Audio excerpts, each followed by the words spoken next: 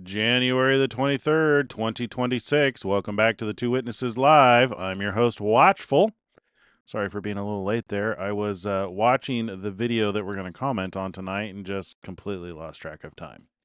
So, we'll get there. All right, so let's hit up chat here before we get started. Department of War unveiled new laser weapons ready to go.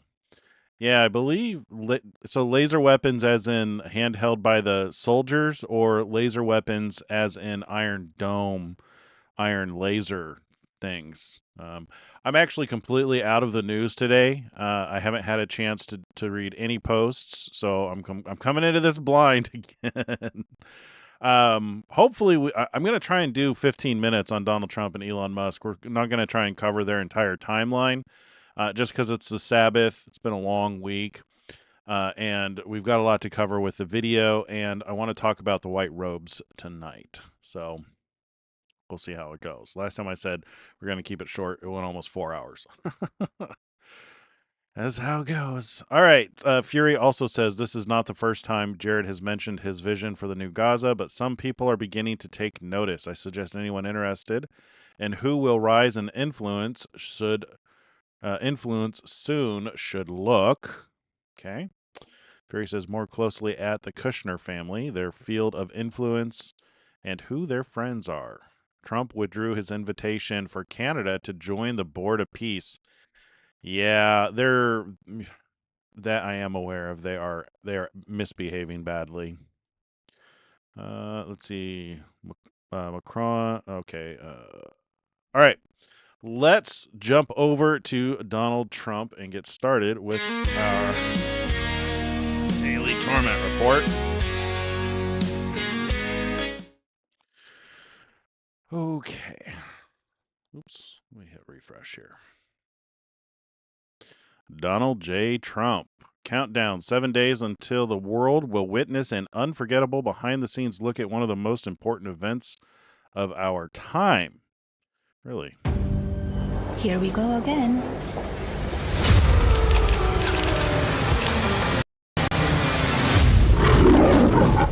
What the? You can come in. Come on in. My proudest legacy will be that of peacemaker. Peacemaker under the fire.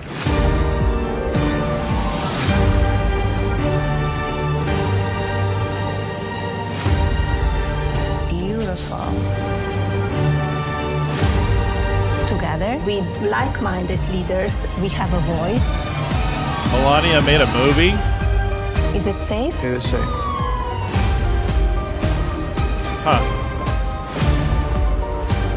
Everyone wants to know. So here it is. Okay. Hi, Mr. President. Congratulations. Did you watch it? I did not. Yeah, I will see it on the news. Oh, that actually looks really good. That's not 20 days away. That's 7 days a day. Oh, okay. 7 days until, where did I see 20 days? 20 days. Oh, 20 days to history is the title. Cool. That's awesome. I'm totally going to watch that. That's amazing. All right. 4 minutes ago, foreign direct investment in China slides 9.5% in 2025. 48 minutes ago, I want to thank President, here, I got start timer. President Aliyev of Azerbaijan and Prime Minister Pashinyan of Armenia for upholding the peace agreement we signed last August. This was a nasty war, one of 8 that I have ended, but now we have prosperity and peace. In February, Vice President Vance will travel to both countries to build our peace efforts and advance the Trump route for international peace and prosperity. We will strengthen our strategic partnership with Azerbaijan, a beautiful agreement for peaceful nuclear cooperation with Armenia, deals for our great semiconductor makers, and the sale of made in the USA defense equipment, such as body armor and boats and more, to Azerbaijan. Thank you, President DJT. Cool.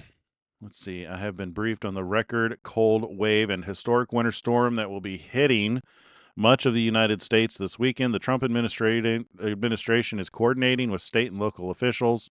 FEMA is fully prepared to respond. Stay safe and stay warm, President DJT. Take this storm seriously, folks. Yes, and I echo this as well. We've been following this. We're hearing that it could be as low as negative 44. So you need to prepare to be warm. You need to prepare to be without power, and you need to prepare to be able to have water and the resources that you need, or to be able to go somewhere in the event that something happens. So this one is definitely one to be taken very seriously. All right, it says moderate to major impacts are expected from the central U.S. through the northeast today through the weekend.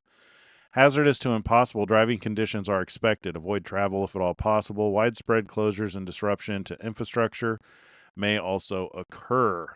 Stay weather aware, up to date on the latest alerts and weather conditions by following your local National Weather Service office and social media.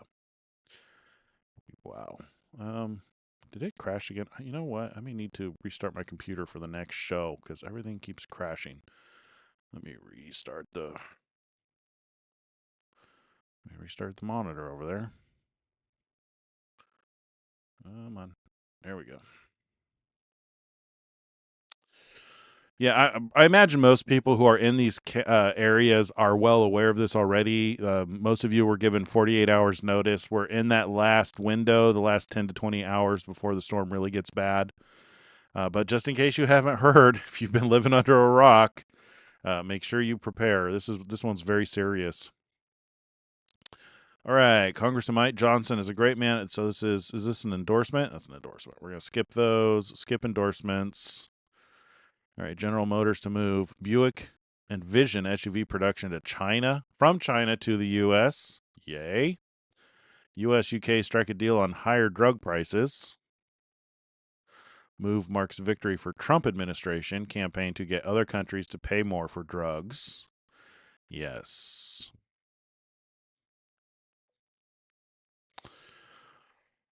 Fury says y'all would do well to have some backup power banks for your phones so you can check emergency shelters if needed. Yes. Fine advice, or call for help. Yeah, thankfully I'm in an area where we're not going to get hit too bad, but we are still preparing because this is just the beginning. Especially if especially if something happens in February, take this as an opportunity to prepare for every scenario. I know we are. Some things that you might not think about to do. Here, we're gonna stop Trump's time. Well, I'll cover this after Trump's time. We'll finish Trump. Let's see. The great state of Utah, a place I love and won big in 2016, 2020, 2024, sent terrific Republicans to Congress, and we want to keep it that way. A very important effort is underway in Utah to repeal Proposition 4, make map drawing accountable to Utah voters, stop radical left judges, and keep Utah red. Okay, so this is a petition, and let's see. Petition, keep it on the floor. Reserve maps. Okay.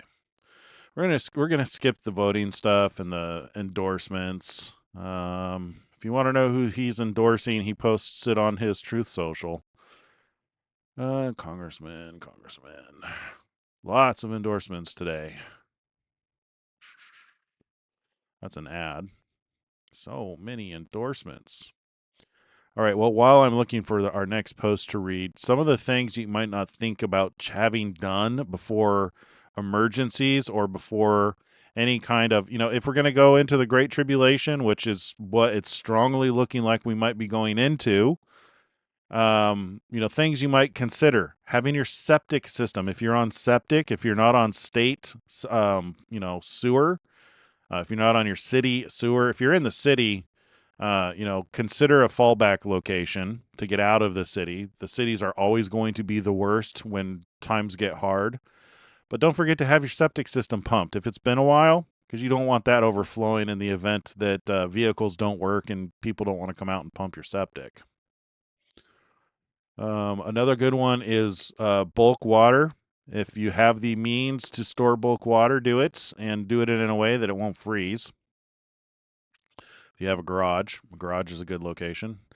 See, 1 month before a monster took him away from us, the great Charlie Kirk finished his final book, Stop in the Name of God, Why Honoring the Sabbath Will Transform Your Life. Agreed. As Charlie often said, if I'm to be known for anything, I want to be known for being courageous for my faith. Charlie cared deeply about God and country, and in this powerful book, his wisdom, courage, and conviction inspires us all to turn to God for guidance against the evil in this world, which we too can overcome. So help us God. Get your copy today at 45books.com. Sweet. I'm going to order that as soon as the show is over. All right, we got a video here.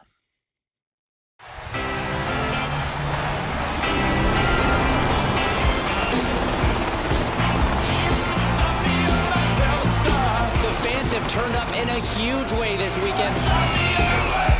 And it's quite simple. History.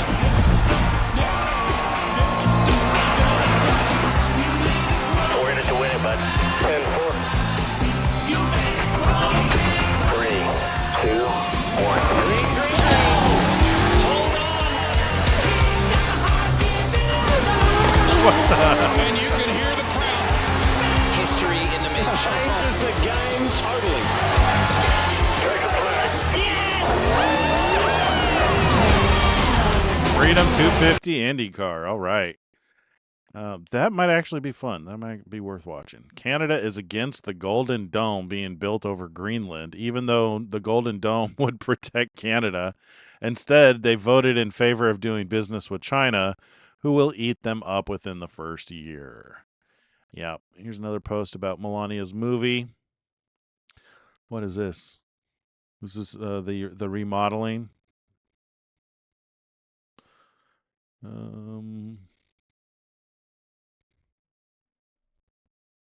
There we go. I don't get it. This one looks different. Is it that it's like gold now? It's got like gold outlines. Okay.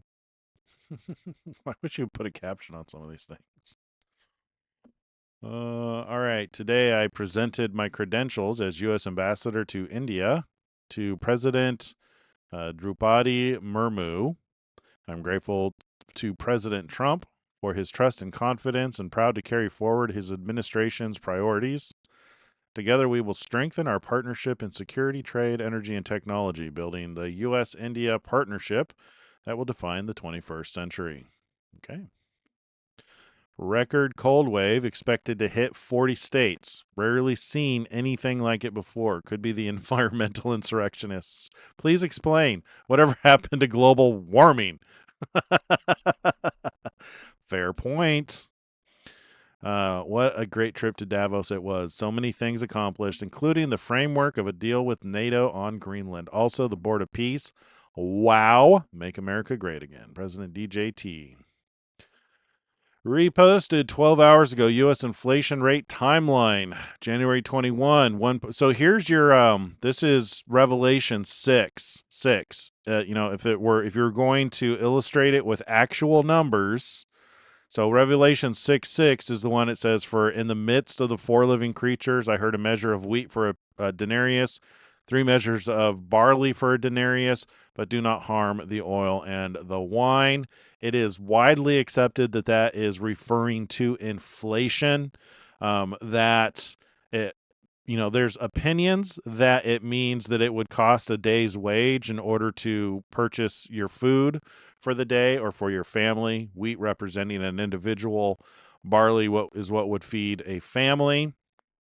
One thing that which is absolutely true, and this is a fact, and this chart illustrates that, is inflation under the Biden administration was out of control. January 2021, 1.4%. March, Biden signs $1.9 trillion COVID relief bill. Inflation jumped to 2.6 because it says in the midst of the four living creatures. This is one of the reasons why most people who study eschatology get seal number 3 wrong, is because they think that the inflation is associated with the word scales, but the word isn't. The rider on the black horse is holding a yoke, not a pair of balances. So November. So just within 2021, it really started to skyrocket here. Biden signs $1 trillion infrastructure package, up to 6.8%.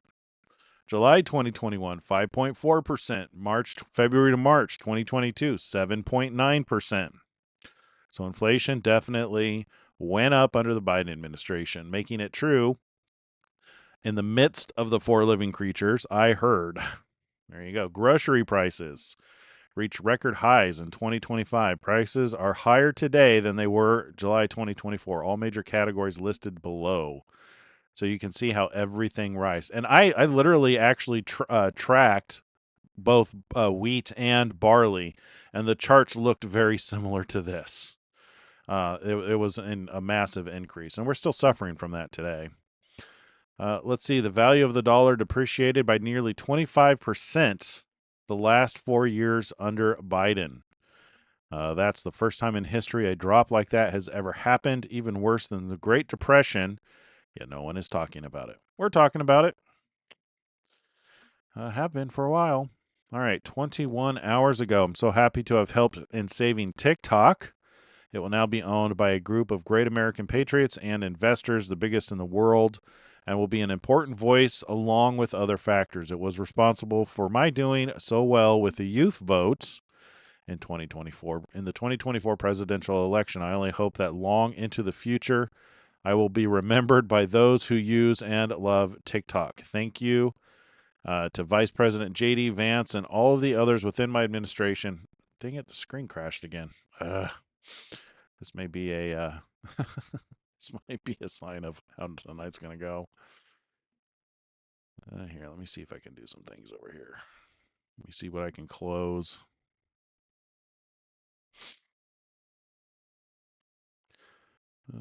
Yeah, there's definitely a bunch of stuff open here.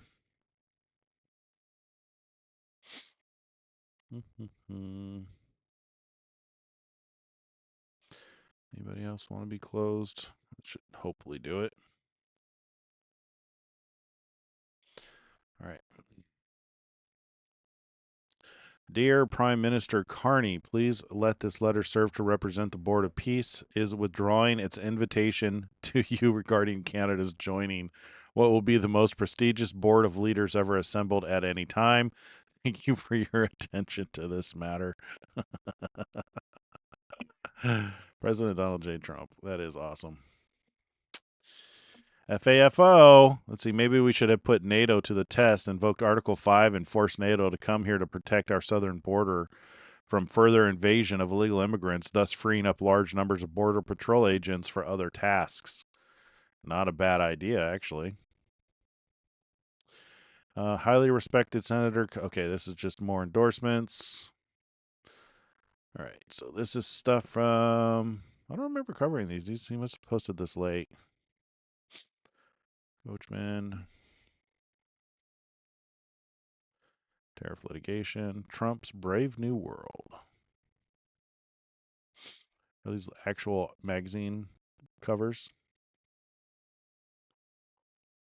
I don't want to read that. It looks like he found a magazine on a plane and just started snapping pictures, or gave it to somebody to said, "Here, go scan this. I want to post it on Trump Social." Trump world leaders sign Gaza Board of Peace charter at World Economic Forum. Whoops. Let's see. Up. There's our boo. Our 15 minutes is up. I think we covered pretty much the bulk of stuff. All right, what do we got in chat? Lion. Are you stirring up shit, Lion? Let's see. Being 79, Trump is on an aspirin regimen, and this causes bruising at times. His skin. Oops.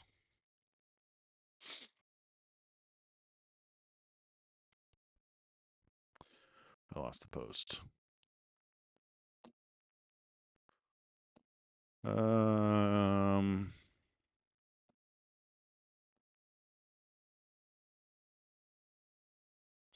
right, looks like Fury's on it with what's going on in the chat. All right, let's move on to Elon Musk. Dude, seriously, did you crash again?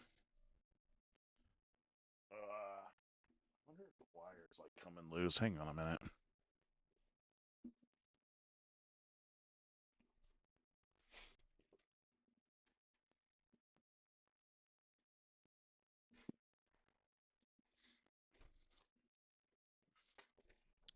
So I have a ton of electronic equipment here, and there's a lot of like junction boxes and stuff like that.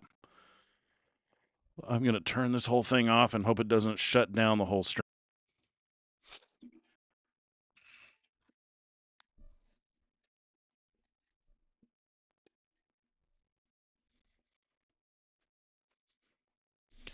Hello. Come on. There. Yeah, there's one camera. Can you guys hear me? There you go. Okay. Hopefully that fixes it. I have a feeling that the main junction box here was part of the problem. So let's hope that reset it. Let's move on to Elon Musk. We got to go faster with him. We may have to give him 15 minutes, but we may just skip a whole bunch of stuff. All right, let's go over here. All right. Davos discussion. Is this the big one? So that's the full. Yeah, let me refresh this just to make sure. I thought he changed his pin post. Davos discussion. All right, so there's the full discussion. Let's see. From Rothmus, we have transracial violence epidemic. Yes, we do. This is, let me get straight to it. Illegal immigration headed households use far more welfare than U.S.-born households. Well said. Looks like a 10... Oh, yeah, this is if we need to implement a 3 strikes, you're out. Elon commented even a 10 strike would help. This is what the Palisades look like a year later. Yeah. All right, we're not going to cover Wikipedia. Here's an exchange with Charlie Kirk. I do like listening to these. Why don't you believe that white privilege exists? I just want to get your understanding first, and then we could go from there. Well, let's just, is there anything that you can't do that I can do? Am I still muted? King says that I'm muted. Am I still muted? It probably turned off my microphone because I reset the whole junction. Hopefully I can see it should be broadcasting. It says it's broadcasting in the stream stats. Let me know if I'm muted. I don't think I am. We'll just keep going.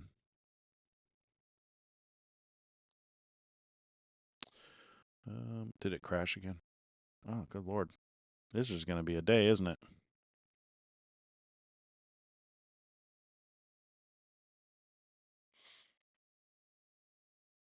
No, we could do the same things if we put our minds to it. Good. Then there's no white privilege. Why don't you believe that white privilege exists? I just want to get your understanding first, and then we could go from there. Well, let's just, is there anything that you can't do that I can do? No, we could do the same things if we put our minds to it. Good. Then there's no white privilege. Why don't you... Okay, good. Then there's no white privilege. I just had a thought.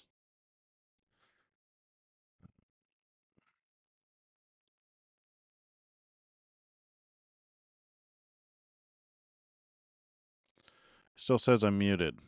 Okay, other people can hear me fine, so I have a feeling that it might be UK King. You may need to refresh your browser to get YouTube to pick up the audio again. All right, the difference between a conspiracy theory and the truth, about 6 months. True.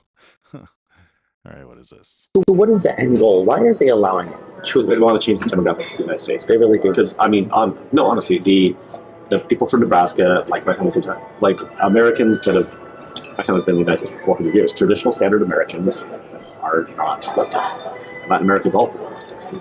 And it's just, it literally is. It's just to try to change the demographics. Yeah, so what is that? I don't know. I think that's a true statement. Here's a U.S. State Department official admitting the mass immigration is designed to change the demographics of the United States. Yeah, the difference between a conspiracy theory and the truth is about 6 months. This one's extremely disturbing. Turns out the mass migration by flooding tens of millions of illegal immigrants under Biden and the Mayorkas regime was not incompetence. Democrats importing foreign voters. Agreed. Yep. I wish they would admit it and then stop doing it. However, I have a feeling it plays a role in the Great Tribulation. We're going to be talking about that today. Today, we're going to do something a little different. We're going to listen to a video from a big Christian YouTuber and his opinion on the pre-tribulation rapture. So that one should be interesting. Under the made-up blue slip rule for a Trump judge or U.S. attorney nomination to go forward for approval, both senators, even from a Democrat state, must approve. Otherwise, Grassley won't send the nominee forward because of the blue slip system. There's an entire judicial region where it's known by lawyers and judges that the law doesn't apply. There's no way to reform the system because the Senate won't change the rules. This also means that Trump, despite winning the popular vote and 7 swing states, cannot appoint U.S. attorneys who will enforce the will of the American people. One Democrat can veto anything. That's stupid.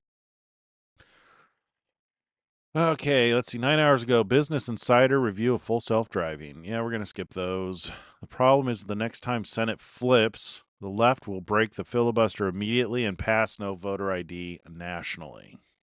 Yeah. I don't think we're going to make it there. I have a feeling things are going to be dramatically different here towards the middle of February. Stretch goals. What is this? More Americans were killed because of Biden and Kamala Harris's open border policies than 75 years of combat fatalities. And I did the math. And if you don't believe it, I'm not surprised, but do it yourself. Since the end of hostilities in 1945, if you add up every KIA until today, so that's all Americans killed in Korea, Vietnam, Grenada, Panama, Gulf 1, Gulf 2, G1, Afghanistan, the total is 103,000 Americans in uniform killed. In the Biden administration, I did this for my Newsmax show, I went to the CDC website during the second year of his open border policies. It's hard to find, but it was on the CDC website. In one 12-month period, 110,000 Americans were killed by fentanyl and illicit drug overdoses. That's why we're at war with the cartels, and that's why President Trump designated them. More Americans were killed. Very fair point. Let's see, what does it say? More Americans have died from Biden and Harris's open border policies than from 75 years of U.S. wars. Interesting. The Americans don't understand that we are committing civilizational suicide, and that's exactly why we get along so well with Republicans, because we share this view. Vance hat das direkt adressiert, welchen Politikfehler hier in Deutschland gemacht wird. Die Amerikaner verstehen das nicht, dass wir hier einen zivilisatorischen Selbstmord begehen. Und ich werde Ihnen sagen, das ist auch der Grund, warum das direkt adressiert, welchen Politikfehler hier mistake being made here in Germany. Die Amerikaner verstehen das nicht, dass wir hier einen gemacht wird. Die Amerikaner verstehen das nicht, that we are committing civilizational suicide here. Oh, seriously, dude? What is up with you? What else could it be? It crashed again. Could be the browser. There's an update. Hang on a minute. I'm going to go switch the... I'll be right back. I'm going to close down the browser and restart it, see if that doesn't fix it.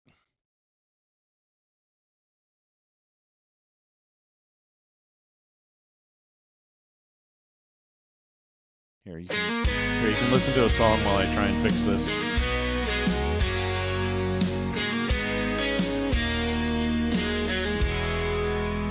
Through shadows deep, through bitter years, I see your strength, I see your tears.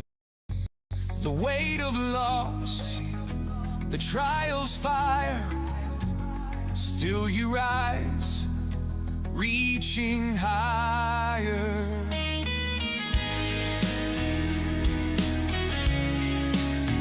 They pressed you down, they closed you in, but you endured, you would not bend. Through fleeting wealth and fleeting pain, you held your ground,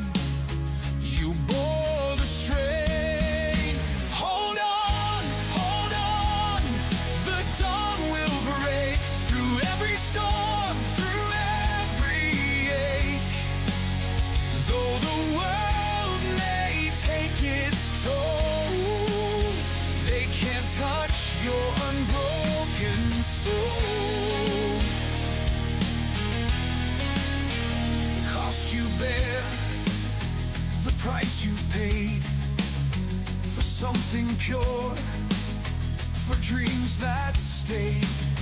They called you small, they called you weak, but it's your strength they cannot break. The walls may press, the night may loom, but there's a light beyond the gloom.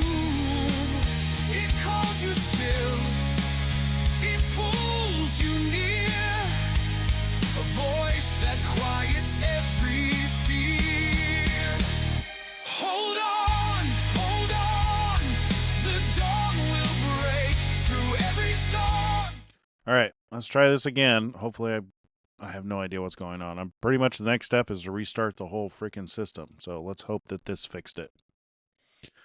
All right, I'm not going to read that. It's taking too much time. Let's see. Once you understand the incentives, you understand the motives, or the behavior is obvious. Let's see. Interesting.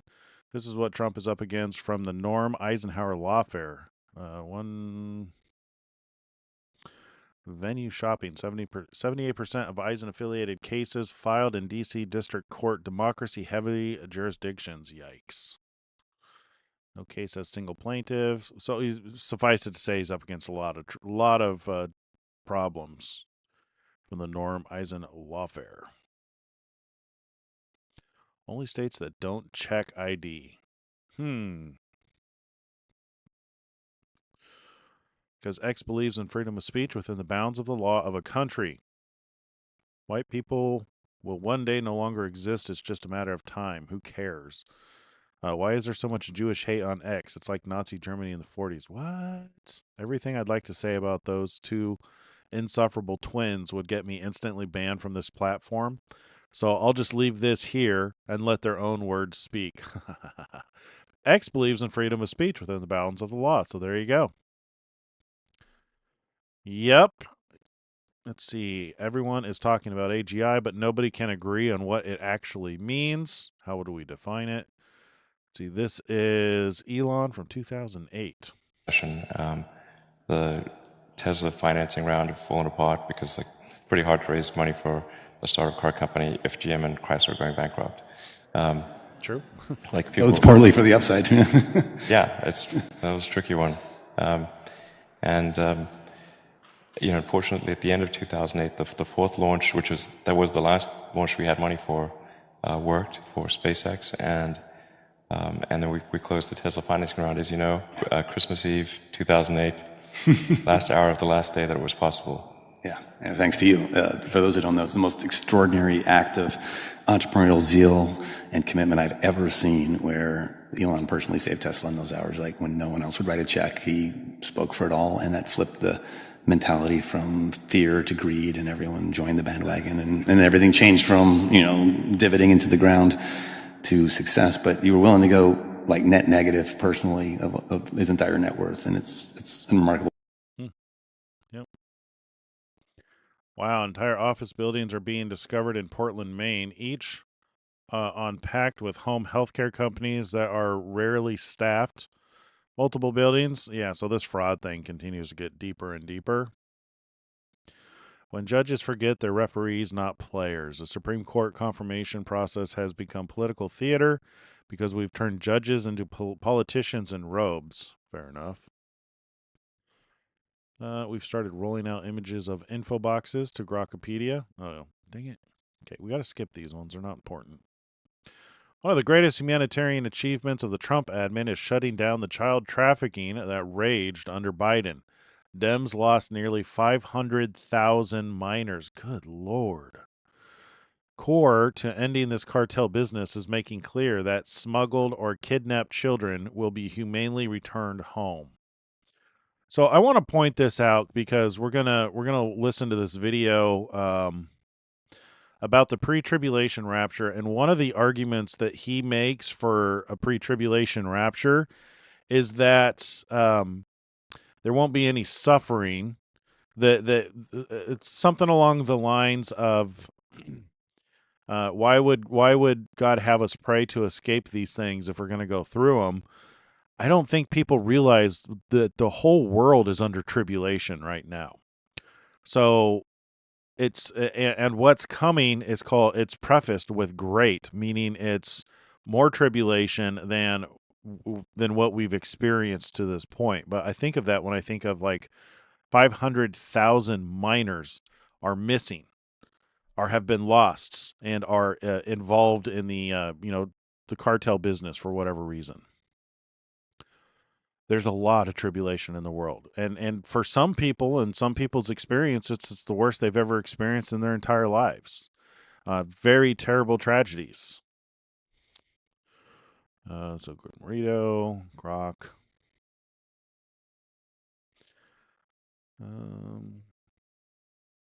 There we are. We are at the end of our 15 minutes for Elon. Let me just do a quick scan here to see if there's anything really important we need to cover. Nope. I think we're good. So this was January. That was 21 hours ago. Memes. I would love to cover memes. Newsom. Grok.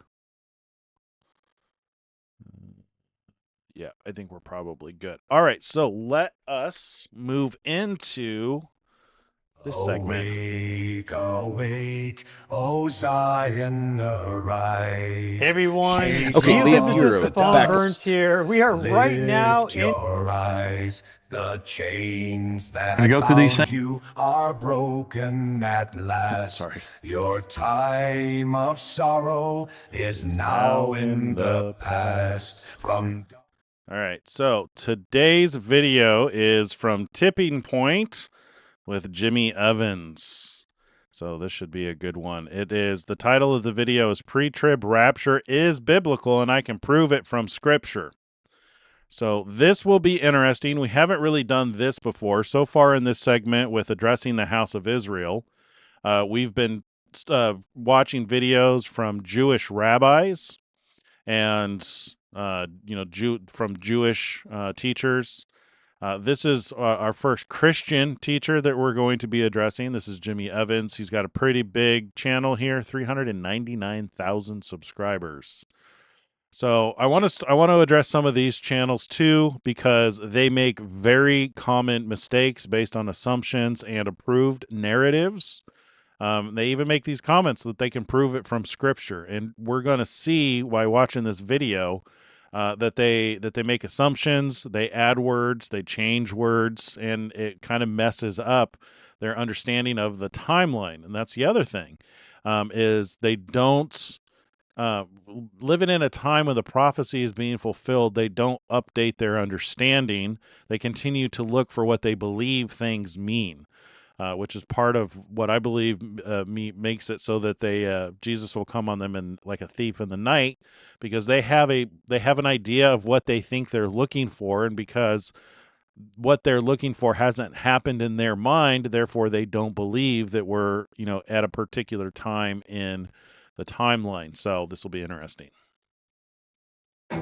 Recently, my pastor preached a message stating that a pre-tribulation rapture of the church cannot be found in the Bible. For about the first 20 years, I guess until I was in my early 40s, I was post-trib. Who do you think you are that you're going to get out of the worst time in human history?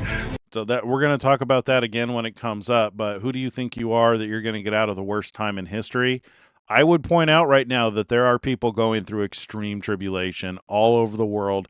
How do you even justify a statement like that when there's 9 billion people on the planet and things are very bad around the planet, including our own country?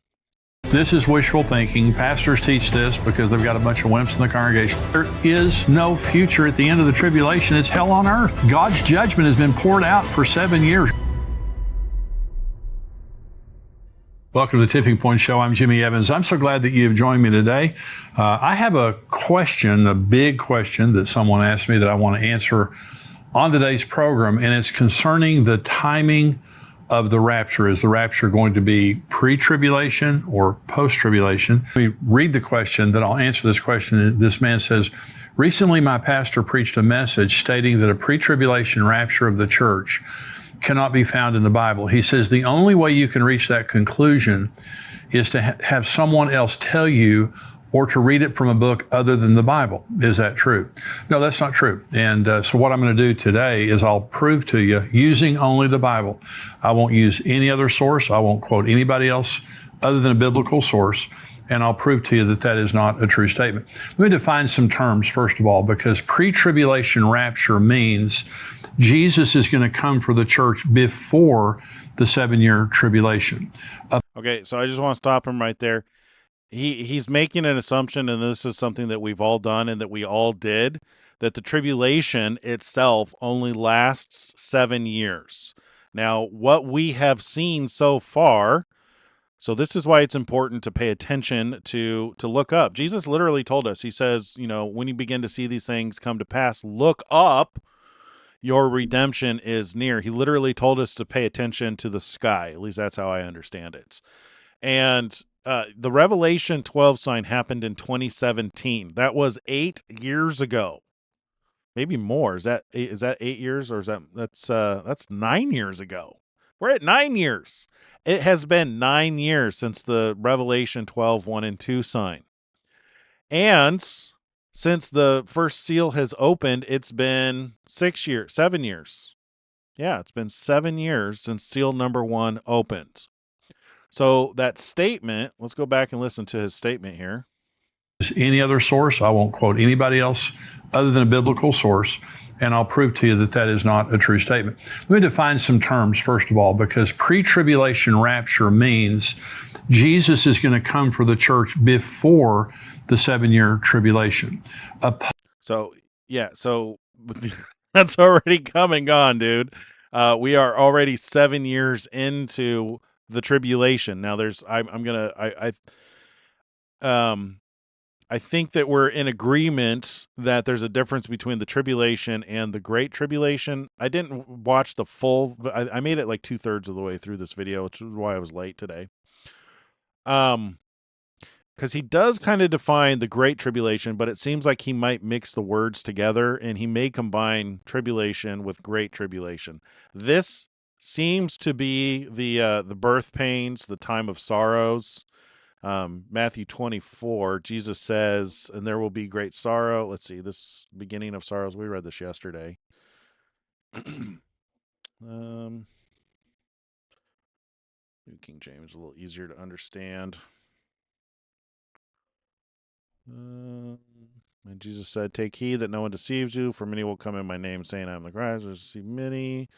Let's see, and you will hear of wars and rumors more. See that you are not troubled, for all these things must come to pass. So this is the first thing this is one of the things that first tells you that you're going to be going through some hard times, is all these things must come to pass, but the end is not yet. For nation will rise against nation, kingdom against kingdom, and there will be famines, pestilences, earthquakes in various places. All of these are the beginning of sorrows. So you could, I think you could honestly say that this is the beginning of sorrows right here. And then this would be starting to go into the tribulation. And then seal number 5 seems like it's going to be start of the great tribulation. So since we're defining words, I just want to make sure that based on the data and the things that we see, that we're pointing out the differences between what he's saying and what we've observed. Because like I said, when you've determined what something means and you go looking for it and it doesn't happen, and you're not paying attention to what has already happened in terms of biblical prophecy, you're going to miss things, and that seems to be the case here with Jimmy. Post-tribulation rapture means the church will go through the tribulation. The worst 7 years in human history. The church is going to... Okay, so I don't think there's anywhere that actually says the worst 7 years in human history. I think he's making that up, and it's based on assumptions. It probably comes from Daniel 9:27, I think, where the covenant of peace is made, and halfway through, he reneges on the agreements. I'm not entirely sure what the basis of or maybe Jacob's trouble, the last week, Jacob's trouble, that's what he could be referring to. But that statement that it's going to be the worst 7 years in human history, I don't think there's biblical justification to support that. We'll see what he says. Because, and the reason I say that is because our work this week has been on the Great Tribulation, which seems to be seal number 5. And there's evidence for that in Matthew 24 because it shows you seal number 4, seal number 5, and seal number 6. Seal number 5 is the Great Tribulation, and it is said that, that it's going to be the worst time ever, and had it not been shortened, no flesh would survive. But then you've got seal number 6 after that and seal number 7. So you got to take that into account with the future death. I think nuclear war sounds like probably a good possibility. That would be the worst thing that's ever happened. If nations started taking each other out, that would cause honestly, if you think of it like this, if governments around the world got into a mutually destructive scenario to where they just started nuking each other, that would cause an intense amount of tribulation around the world, because you'd have a lot of people who are used to modern living who are not prepared to take care of themselves. They don't know how to grow food. They don't know how to, trade and barter for the things that they need. They're used to having a massive amount of abundance. So we can talk about that more later. I want to try and listen to him some more. Have to endure that, and then Jesus will come at the end of the tribulation. There's also people who believe in a mid-tribulation rapture. The rapture is 7 years long, and some people believe in the middle of that, 3.5 years into it, we get raptured out. There are other people who believe in what's called a pre-wrath rapture, and that means we'll go through the part of the tribulation that's not wrath, and then we're going to be raptured out before the wrath of God is poured out. That's what they believe. And then the tribulation is the last 7 years of this age, where God pours his wrath on the world to punish them for their rebellion. Now, the Revelation, or the tribulation chapters of the book of Revelation, are chapters 6 through 18. That describes. Okay, so here again, so chapter 6 is when the seals start to be opened. So I don't know if this is a true statement. I wouldn't say that that's a true statement. So he's making some assumptions here. So Revelation 6. So he's saying that the tribulation chapters are chapters 6 through 18, which the first 6 seals are cataloged in Revelation 6. 6:1, that's seal number 1, seal number 2, seal number 3, seal number 4. And he has, and it's not his fault. This is really the church's fault, because for the last 100 years, I honestly don't know how long people have been trying to guess what this opening of the seals was going to be like. So there is a general understanding of what they think they're looking for. And because they aren't actually paying attention, really, you need to understand the looking up at the stars. If you don't look at the stars, you completely miss this.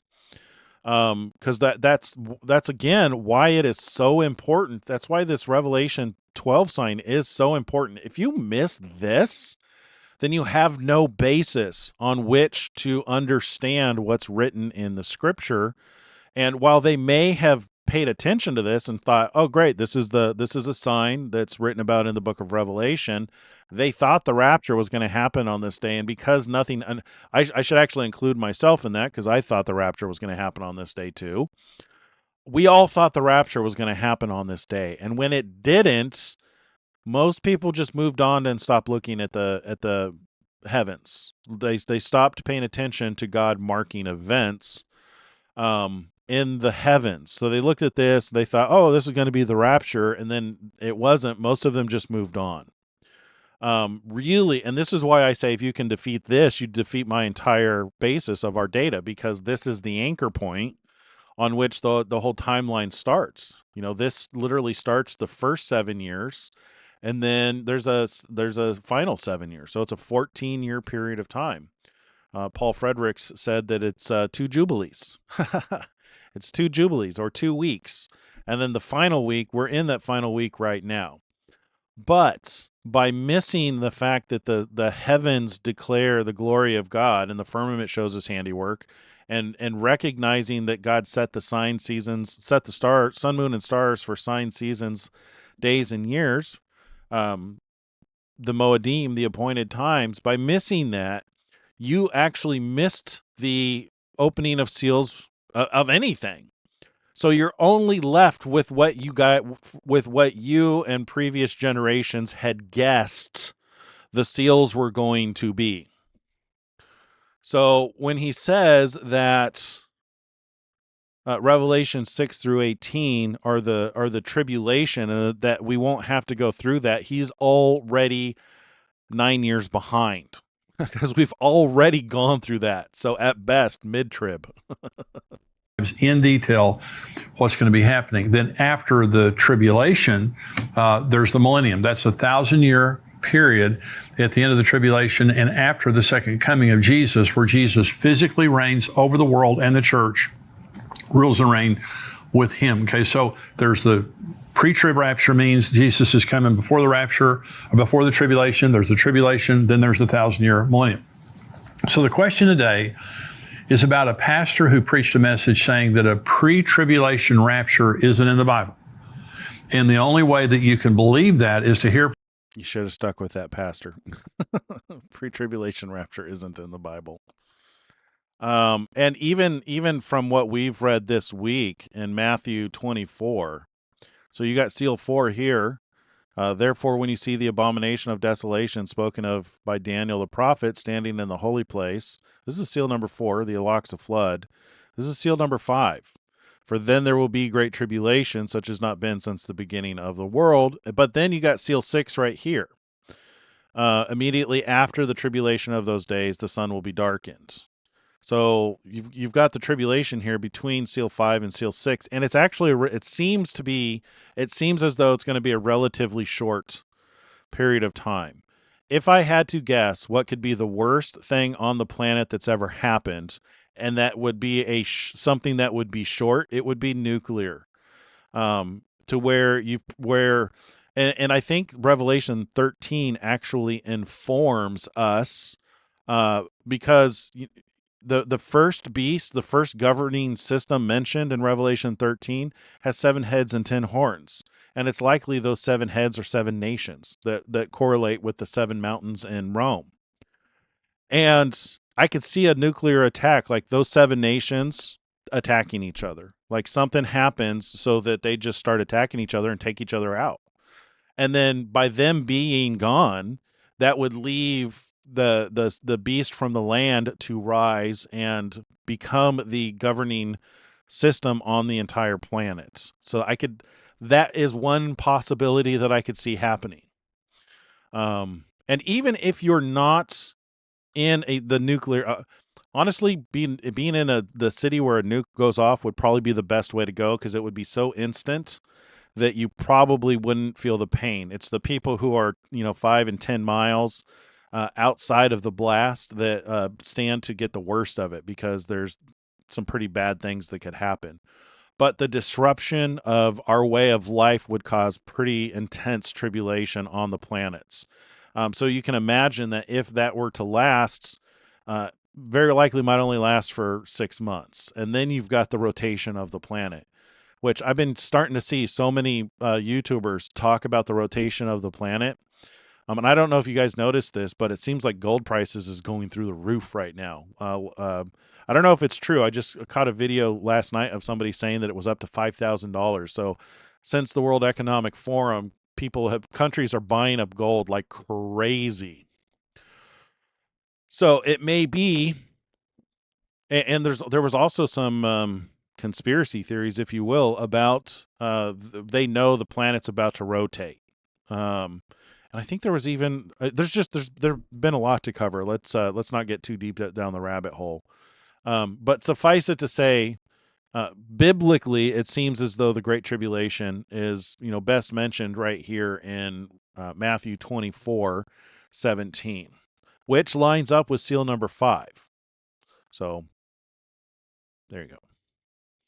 From someone else or read it somewhere other than the Bible. Okay, so I want to prove only from the Bible. Okay, so this pastor is saying it ain't in the Bible. Okay, and so I'm proving to you only from the Bible that it. The problem with starting off that way, saying I'm only going to prove from the Bible, is if you make assumptions and definitions that support your particular bias while you may be using the Bible to prove something, you may actually not be proving anything at all. It's true. And I want to stop here and say, I don't mind at all when people disagree with me, because I've got no dog in the hunt. The Bible's true. Jesus is going to come whenever he comes, and it's not my business to try to manufacture a conclusion. So I started studying Bible prophecy, I guess, in about 1974 or something like that. It may have been 75, almost 50 years ago. I started voraciously reading hundreds and hundreds of books about the rapture, as well as studying the Bible. The first book I read was Late Great Planet Earth by Hal Lindsey, and it just gave me a love for end-time prophecy. And for about the first 20 years, I guess until I was in my early 40s, I was post-trib. So when this pastor is teaching this, I don't want to act like, I'm some smart guy and he's some dumb guy. I used to teach the same thing. So I will say he's got probably 25 years on me from when I started studying, because I didn't really start studying eschatology until about 2000. So if he started in 1975, he's got about 25 years on me. I've been following the Lamb of God since about when he started studying eschatology. So, I mean, I do have that. I don't know what that proves. Just, yeah. Anyway, but so what I wanted to say in regards to this though is if you're studying something for 50 years, have you ever walked the same path over and over again and you kind of develop a rut? Sometimes it's hard to get out of a rut if you've read everything there is to read about a subject before. And this is the thing about events, about prophecy of events in the future. If before the event actually happens, you've determined what it is going to be, and you're wrong, then you're going to completely miss it. This is why so many people missed the Messiah. They missed Jesus when he finally was living among them. Many people didn't even realize that he was. It literally took the Magi. The Magi were among the first because they recognized his star, that a king had been born. The announcement in the heavens. And in my progression of learning, I could no longer defend a post-tribulation rapture. I used to teach, it was kind of like a Marine mentality. Who do you think you are that you're going to get out of the worst time in human history? This is wishful thinking. Pastors teach this because they've got a bunch of wimps in the congregation that want to hear it. They're tickling their ears. That's what I thought. Okay. Well, I mean, and honestly, you probably should have stayed with that thought, because bad things have been happening for the entire, ever since Adam sinned, bad things have been happening. So, I mean, that's a pretty good assessment. Honestly, you should have stuck with that. But I got to the point, Tim LaHaye, the late Dr. Tim LaHaye, was one person who helped me to understand pre-tribulation rapture and the importance of it and the what the Bible really had to say about it. So I'm saying today, I enjoy doing this. I don't want this to come across in any way self-righteous, because I respect pastors, and I respect pastors who don't who disagree with me. So I don't want this to come across in any manner that I'm condescending toward that. I just disagree, and I disagree for a reason. I'm still learning about prophecy. But this issue of a post-tribulation rapture, now to me it's very clear, again, because I've studied it a lot. I'm an old guy. I've studied prophecy, I guess, for 48, 49 years. And so let me explain my reasoning and present this as graciously as I know how, of why I believe in a pre-tribulation rapture and what the Bible says about a pre-tribulation rapture. This is Revelation chapter 6. First of all, the tribulation is the wrath of God. Okay, that's another untrue statement. The tribulation is not the wrath of God. So there's the wrath of the Lamb, which is specifically given in seal number 6, I think is called the wrath of the Lamb. But when it comes to the wrath of God, there have been events that kind of fit what the wrath of God actually is. I don't know if they're specifically, I didn't look into this enough to see if they're specifically labeled as the wrath of God. But examples are the flood, would be considered the wrath of God, like Sodom and Gomorrah would be the wrath of God. Plagues of Egypt could be considered the wrath of God. Things like that. Yeah. And the Bible does speak about a coming day of wrath, which if it's not specified whether it's the wrath of God, it could fit the wrath of the Lamb as well. So, for somebody who studied for 50 years, you should pay attention to the details, dude.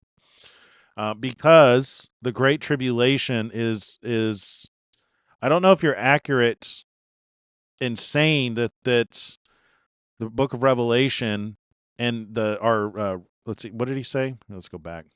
I think he said that the tribulation is the wrath of God. First of all, the tribulation is the wrath of God. Okay, so he said the tribulation. Now there's the difference between the tribulation and the Great Tribulation, because Matthew 24, is that what it was? For then there will be great tribulation. So this is different. For then there will be great tribulation. Here, we'll highlight that in green to see if it'll show up. Great tribulation. But then you've got, is the wrath of the Lamb here? No, the wrath is in seal 6. Fall on us and hide from him who sits on the throne and from the wrath of the Lamb, for the great day of his wrath has come. So there's a difference there. So the wrath of the Lamb is in seal number 6, and then the tribulation for then there will be great tribulation seems as though it's a period of time that occurs before the wrath of the Lamb. And I would argue, and I don't know if it's explicitly said, explicitly written in Revelation, it might be, but I would argue that there's a difference between the wrath of the Lamb and the wrath of God, because this period of time, the seal number 6, is specifically called the wrath of the Lamb. But the wrath of God would be when the angels are given authority to start harming the earth. That's just me. I could be wrong. I'm making some assumptions on that. I'll have to go through and read seal number 7 and see if it actually says wrath of God. I don't think it does. But anyway, I think it's important to at least understand that the Great Tribulation and the wrath are two separate things. And the reason it's important to understand that is because there are promises, and he's going to point these out. There are promises that we are kept from the wrath. So if that's the wrath, if that's seal number 6, then that would mean that we still go through the Great Tribulation. So that would imply that we're here through at least the Great Tribulation, and then the first opportunity for what they call the rapture would be seal number 6. So if we're removed before that starts, then that would be a pre-wrath rapture, which is probably what he originally believed. So apparently he's changed his belief, but I think that would be more accurate, because I think we're probably going to go through the Great Tribulation. However, there are promises that you can pray to escape. That doesn't mean that you will. And it doesn't mean a rapture. It means, to escape something could simply mean to hide yourself. For instance, if there's a nuclear attack on a city, get out into the country. You can pray to escape.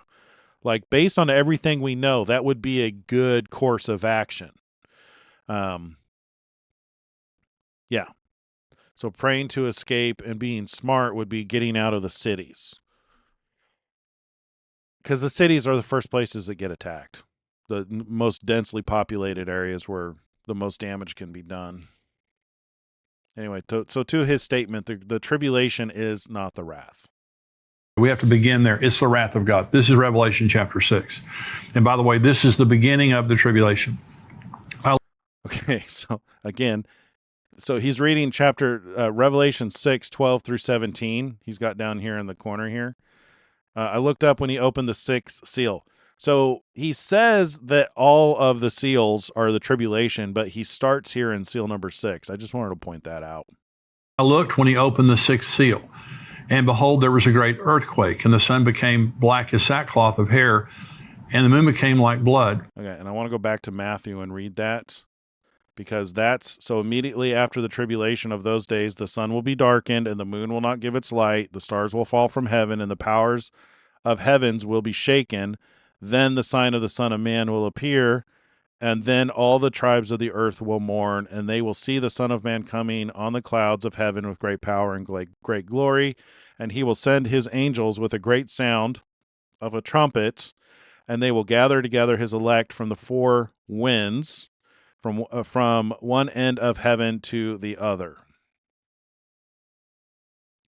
And the stars of heaven fell to the earth as a fig tree drops its late figs when it is shaken by a mighty wind.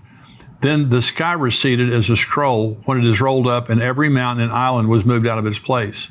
And the kings of the earth, the great men, the rich men, the commanders, the mighty men, every slave and every free man hid themselves in the caves and in the rocks of the mountains, and said to the mountains and rocks, fall on us and hide us from the face of him who sits on the throne and from the wrath of the Lamb.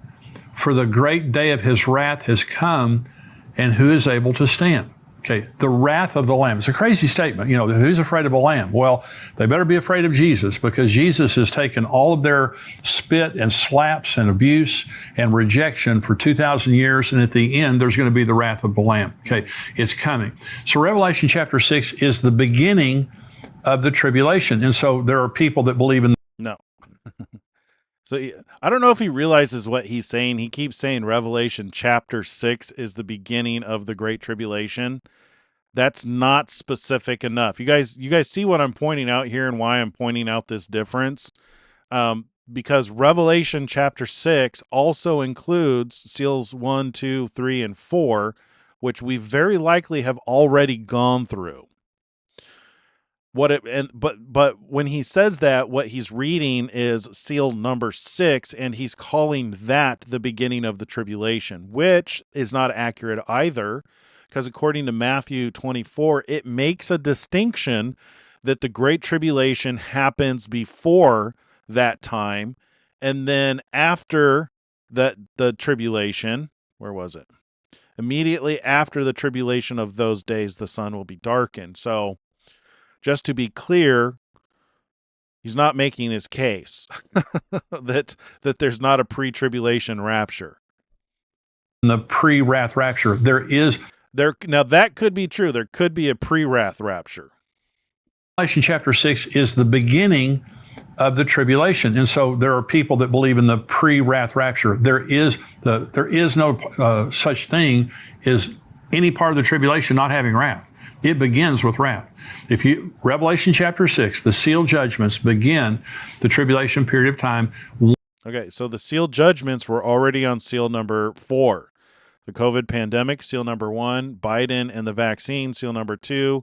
The yoking together of the United States and United Kingdom, seal number 3. The Al-Aqsa flood, seal number 4. We've gone through those. We've gone through that tribulation. We've gone through that time of sorrows. And now it looks like we're going into the Great Tribulation, which is going to be really bad. One judgment in Revelation chapter 6 kills a fourth of mankind. One judgment at the very beginning of the tribulation. 3 plagues in Revelation chapter 9, the trumpet judgments, kill another third of mankind. Most of the people in the world die during the tribulation through horrific judgments or by the Antichrist. Yeah, so he's referring to the quarter that are killed. He's referring to seal number 4. And I honestly do not think that we're going to know if or that a quarter of the earth has died as a result of that until all of this is said and done, because there's been such a massive amount of death. There's people we can't even track who have died. And just in the Ukraine-Russia war alone, we're losing 30,000 people a month. You're basically losing 1,000 people every day. It is a meat grinder over there. And then you've got, deaths from, pandemics. You've got deaths from cartels. You've got deaths from other conflicts. There's death everywhere on the planet. And there's no feasible way for us to actually do a census to determine if we've gone from, 8 billion people on the planet down to, 6. So I don't think that we're actually going to know. I'm just trusting God that yeah, that's how many people have died. And I don't know if you would notice if a quarter of the death happens so often that unless you're working in the industry and notice an increase, which most people who work in the hospitals, work in morgues, work in fentanyl overdoses, they have noted a lot of times 10x increase in death. So I don't know if that's individually measurable, or if we can get any kind of statistic. I don't know if anybody would actually sign off on that we've lost a quarter of the people on the planet right now. And then you also have like abortions too. Is that included in the deaths? So yeah, it's hell on earth. The tribulation is God pouring out his wrath on a world that has rejected him and rebelled against him, not the church who loves him and I don't know if it's God pouring out his wrath, because it's the Lamb who opens the seals. When you read Revelation 6, the Lamb is the one opening the seals. See, if he hit him mad at us, when you say the wrath of the Lamb has come, is Jesus mad at the church? Those of us who have given our... The thing that I think that he's missing is that Jesus gave us an idea of, and we haven't read these, maybe we should read these, maybe we'll do this next week, start reading Jesus's parables about the end time. He gave us an idea of what it would be like, and, fig trees and, keeping your lamp burning. You're going to be exhausted. You're going to be tired. You're going to get things wrong the whole time. But the wheat and the tares, this seems to be part of the harvest where it's separating the wheat from the tares. So the way that he seems to have imagined the Great Tribulation is that it's just going to be a worldwide meat grinder, which arguably has been happening for a while. And that's the other thing that we mistake. That's the other thing that's really common and I make this mistake too. It's very common to make the assumption that because you're not experiencing tribulation, that others are not experiencing tribulation. How do you quantify when a great tribulation has started, when the whole world is under tribulation, but you're not, right? You're like, oh, things are pretty good for me. I've got a job, I've got money, I've got food, my family's healthy. I'm not really going through any pressure or stress right now. So you have to be very careful when, understanding prophecy, not to insert your situation, the bias of your situation, into that prophecy and say, well, it can't be happening because I'm not under tribulation. Our lives to him. I can say this, because you have to remember that the Church of Philadelphia has promised that they will be kept from the trials that come on the whole world. So there are those who won't experience some of these, some of the pressures, some of the tests. He's not mad at us. And this is not judgment. This is not punishment. This is wrath. It is the wrath of God poured out on the earth. The second thing is the church is saved from the wrath of the tribulation through the rapture. We're told this explicitly. This is 1 Thessalonians 1. They themselves declare concerning us what manner of entry we had to you, and how you turned to God from idols to serve the living and true God, and to wait for his Son from heaven, whom he raised from the dead, even Jesus, who delivers us from the wrath to come. So that is a true statement, but I think he misses it, because it's true when you read the order of things in Matthew 24. This is the Great Tribulation, and then this is seal number 5, the Great Tribulation, but the wrath starts down here at seal number 6, which also seems to be when the Son of Man appears in the clouds with great power and glory. So if that is indeed the rapture, or whatever it is, it's a harvest of some kind. Then the wrath occurs, because you have the result of seal number 6 happening on the entire planet, but then you got seal number 7 and all the trumpets and the bowl judgments after this, which are probably going to take up 3 years themselves. From, not through, from the wrath to come. And the word wrath there is word orgas. See, this is the problem of him saying that the wrath is the tribulation. See, he's combining those two events together when Matthew clearly separates them. And when you understand that that's the difference between seal 5 and seal 6, they're clearly separate events. They're periods of time. It's the same as used in Revelation 6 that we just read. Okay. And so well, yeah, it's because you're talking about the wrath. Stop calling it the tribulation. Going to deliver us from that wrath. This is 1 Thessalonians 4. This is going to describe the rapture and also talk about the wrath of God. I do not want you to be ignorant, brethren, concerning those who have fallen asleep, lest you sorrow as others who have no hope. For if we believe that Jesus died and rose again, even so God will bring with him those who sleep in Jesus. For this we say to you by the word of the Lord, that we who are alive and remain until the coming of the Lord will by no means precede those who are asleep. For the Lord himself will descend. Right, and so this is why we covered the born again yesterday. If you missed that video, go back and watch that. The dead in Christ do seem to rise first, and that's what seal number 6 seems to be. So seal number 5 seems to be the birth pains on the planets right before it gives up its dead. We read 2nd Esdras 2:40, I think it was. Matter of fact, I got it here in the browser. That's Enoch. 2nd Esdras 4:25 through 42. Down here it says, he answered, go ask a pregnant woman whether her womb can keep the baby inside her when she has completed her 9 months. I said, it can't, Lord. He said to me, the underworld and the resting places of the souls are like the womb, as the one who gives birth hastens to escape the distress of giving birth. So then these hasten to give back those things which were entrusted to them from the beginning.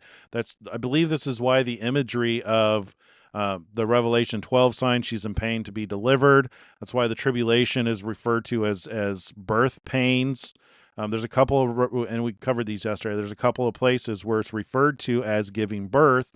And this would line up with what Jesus said, no one can enter the kingdom of heaven except they be born again. So you've got the earth giving up its dead as a new birth, and then you have the harvest of those who are alive and remain, who are born again, who are transformed. Descend from heaven with a shout, with the voice of an archangel, and with the trumpet of God. And the dead in Christ will rise first. Then we who are alive and remain shall be caught up together with them in the clouds to meet the Lord in the air, and thus we shall always be with the Lord. Therefore comfort one another with these words. But concerning the times and the seasons, brethren, you have no need that I should write to you. For you yourselves know perfectly that the day of the Lord so comes as a thief in the night. For when they say, listen, when they say peace and safety, then sudden destruction comes upon them as labor pains upon a pregnant woman. There you go. See, there's the labor pains. This is why I think that we're getting ready finally to hear the peace and safety. Maybe it's, and what it seems like is, Trump is making progress with the WEF. He thinks he's doing great, but he's making some very bold moves. He's pissed off Canada. Iran's not so happy with him. Putin and Ukraine, they're not really listening to him and stopping the fighting. And now he's trying to take over Greenland so that he can build this new super weapon. Things are getting tight. Things are kind of working out to where I can imagine somebody's finger is probably hovering above a button. It wouldn't surprise me if it's Iran. They may be under the impression that they didn't have a chance to build a nuclear weapon. Here's something that we learned from what was his name? What was the big preacher? I always forget his name. Is it Dr. Heisner? No. Anyway, there was a pastor who taught about the end times, and he talked a lot about nuclear weapons. From the time that a nuclear weapon is brought online, there's actually a countdown to where it's viable to be used, and it's only a couple of years. So if Iran did actually achieve building a nuclear weapon, how long has it been since we destroyed their facilities? There's a countdown for how long that weapon is viable for. So it's entirely possible that they may be preparing to launch that thing, which if one goes off, other countries have mechanisms in place to where if that's going towards a particular country, the other country automatically has a response, because there's such a short window in which to try and shoot down a subsonic weapon, because they go up into the atmosphere and then come back down. There's a very, very, very, very short window to try and stop it, so that a lot of the systems are automated. I don't know if you guys have ever listened to, maybe while we listen to this, I'll look up the video to where there's a nuclear weapons expert who was on Joe Rogan who talked about this, where she said that most of the systems are automated to where as soon as somebody launches, our systems automatically respond. So it's like they're like dead man switches, because the window is so short to try and shoot down the weapons. So sudden destruction, nuclear attacks are a good possibility for sudden destruction, and it would be something that's never happened in the history of the earth. And if it destroyed modern civilization as we know it, that would cause a lot of tribulation. So my recommendation: plan for 6 months. Plan to live like the Amish for 6 months. And they shall not escape. But you, brethren, are not in the darkness, so that day should overtake you as a thief. You are all sons of light and sons of the day. We are not of the night or the darkness. Therefore, let us not sleep as others do, but let us watch and be sober. For those who sleep, sleep at night, and those who get drunk at night.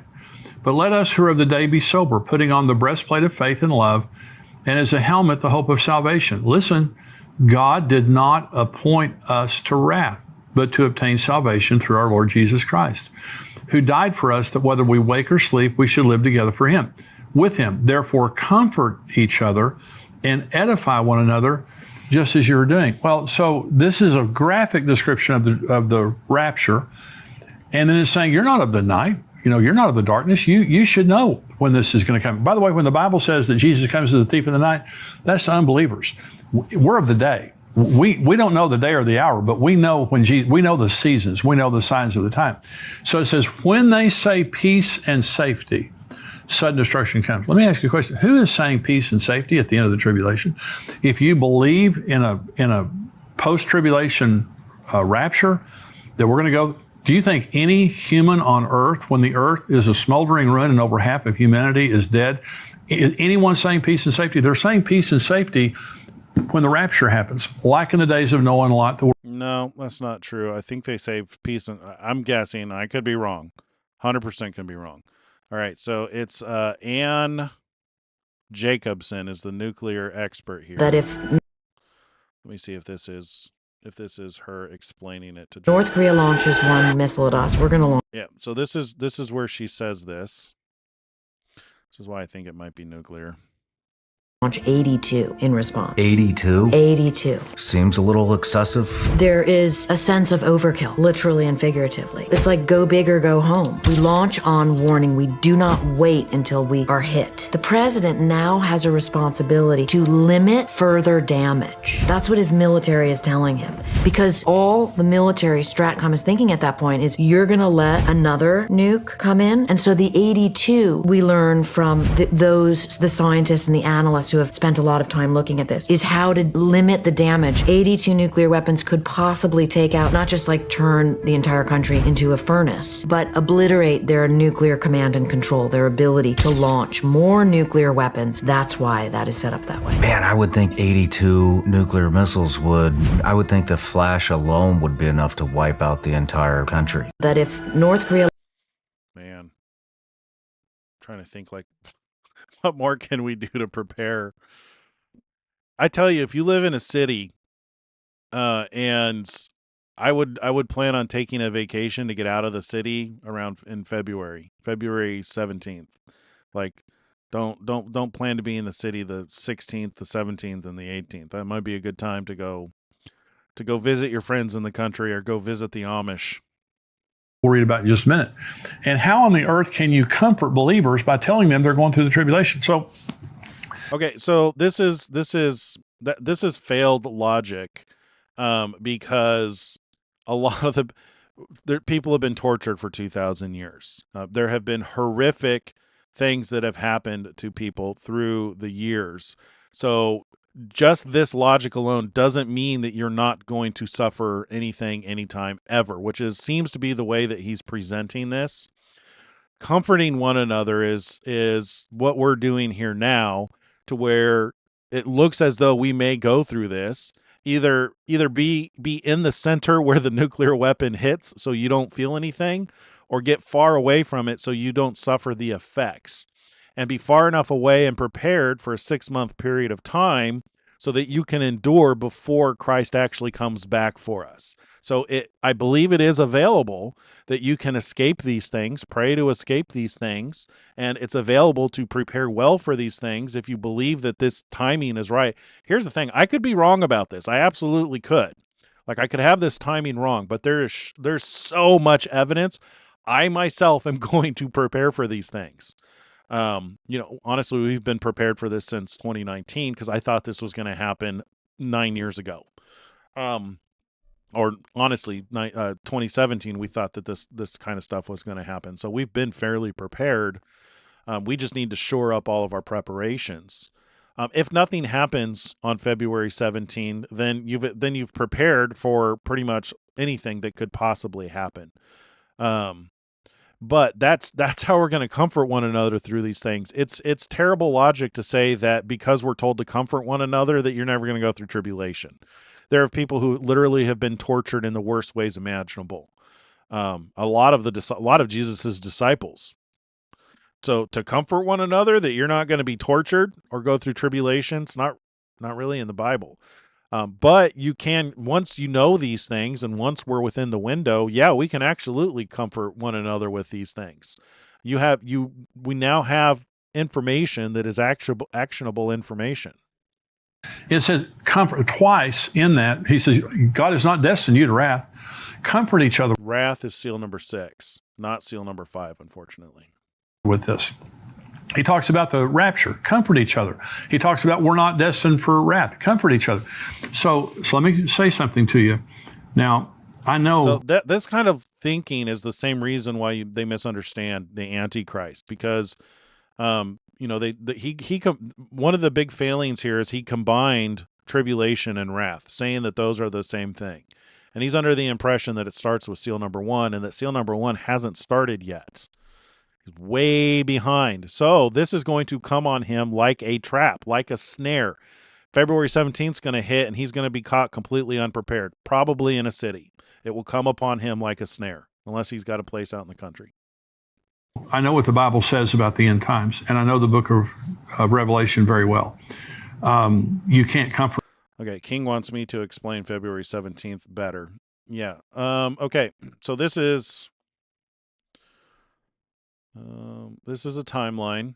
It anchors on the Revelation 12, 1 and 2 sign. That's the starting point. There have been events that match the seals opening. These were marked by eclipses. So it started here, Revelation 12, 1 and 2. And then this is Revelation 4. Revelation 4 gives us a legend or a way of understanding how to recognize that the seals were being opened.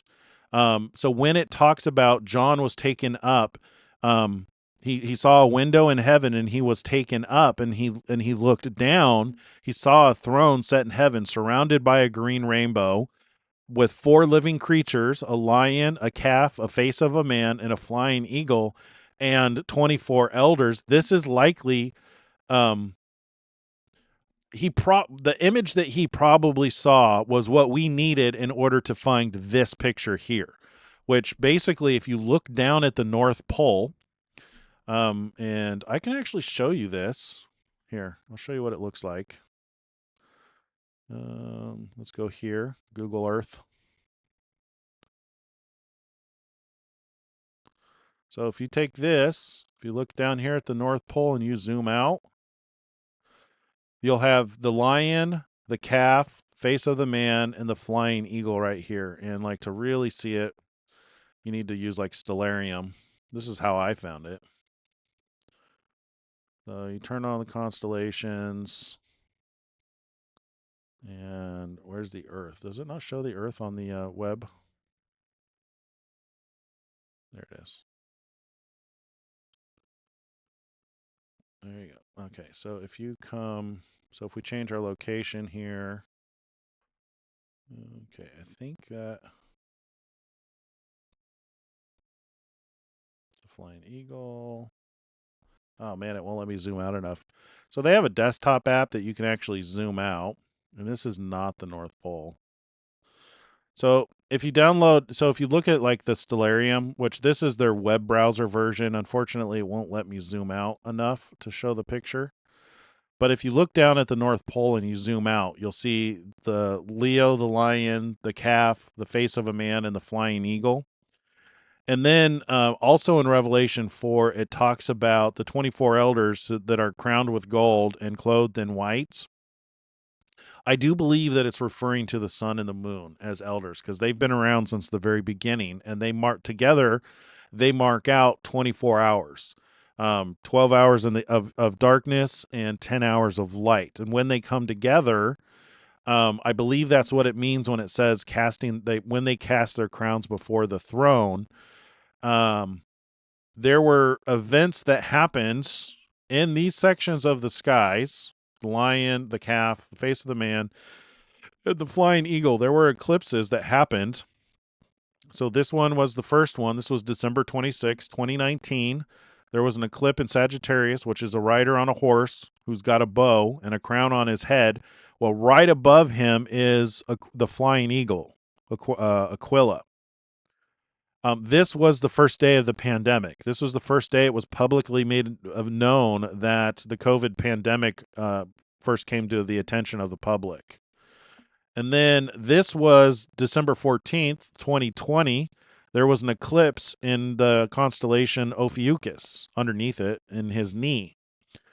And this was the day the Electoral College declared Joe Biden to be the winner of the presidential election. So you got this eclipse, the beginning of the pandemic, which the seal number 1 is the rider on the white horse going forth conquering and to conquer. So the pandemic went forth conquering and to conquer.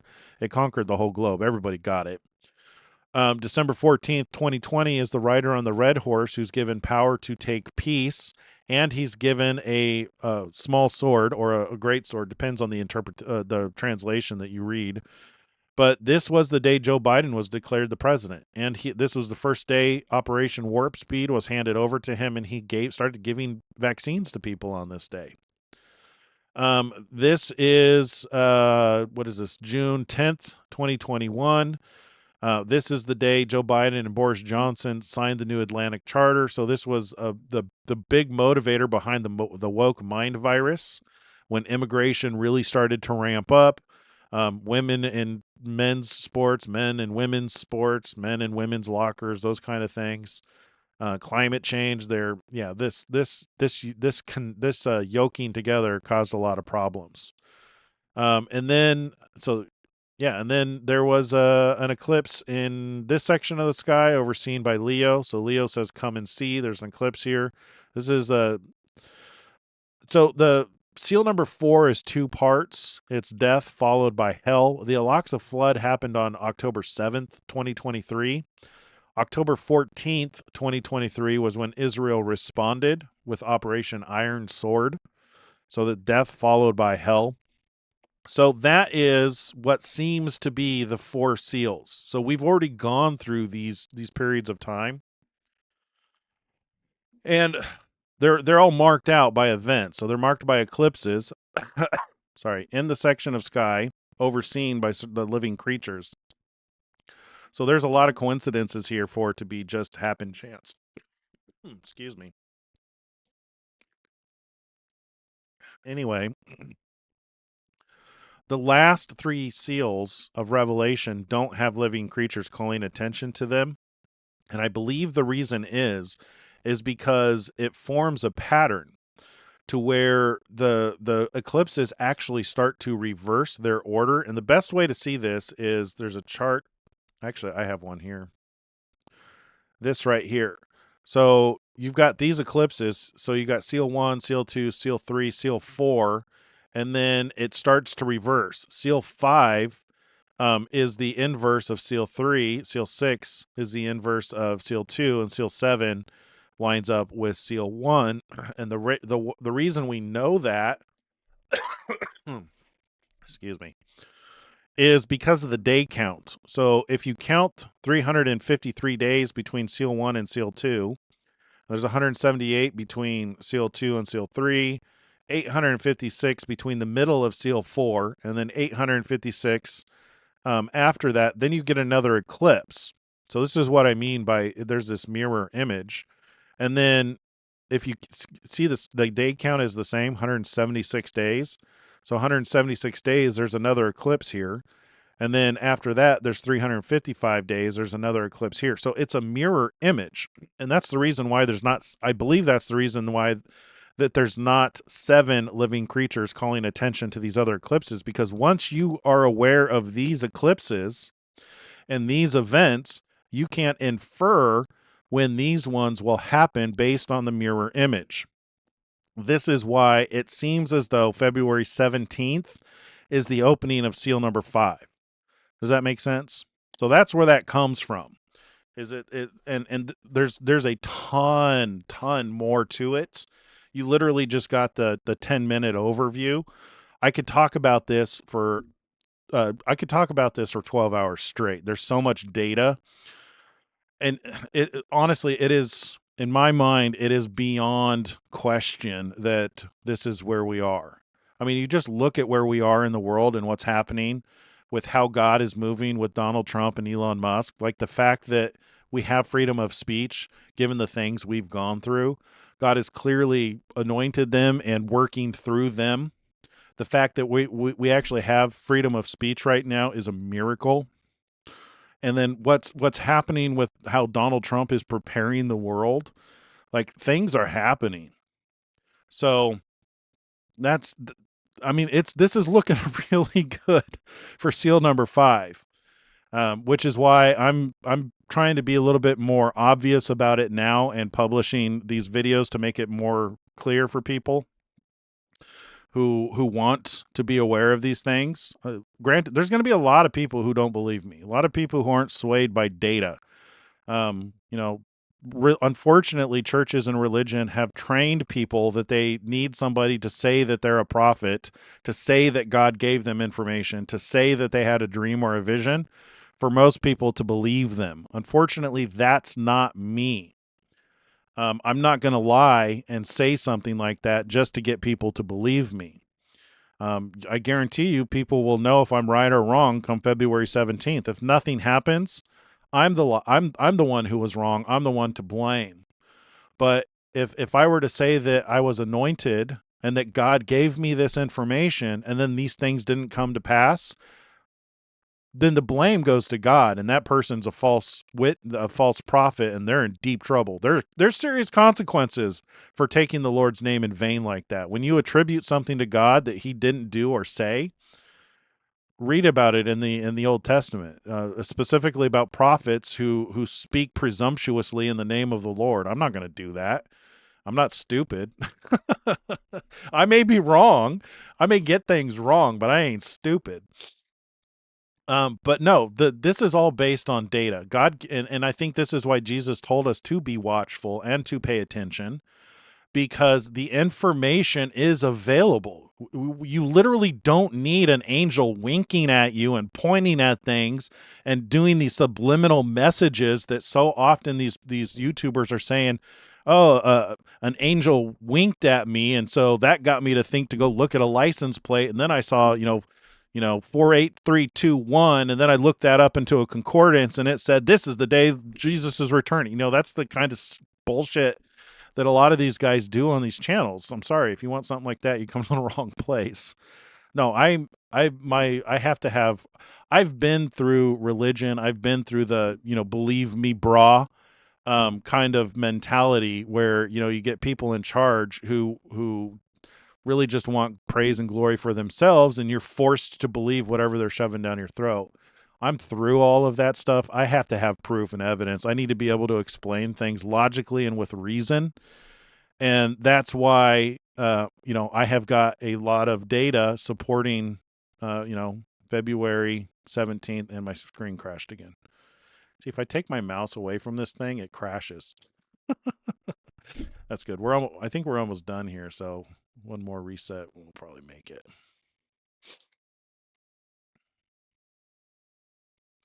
So did that answer your question about February 17th? All right.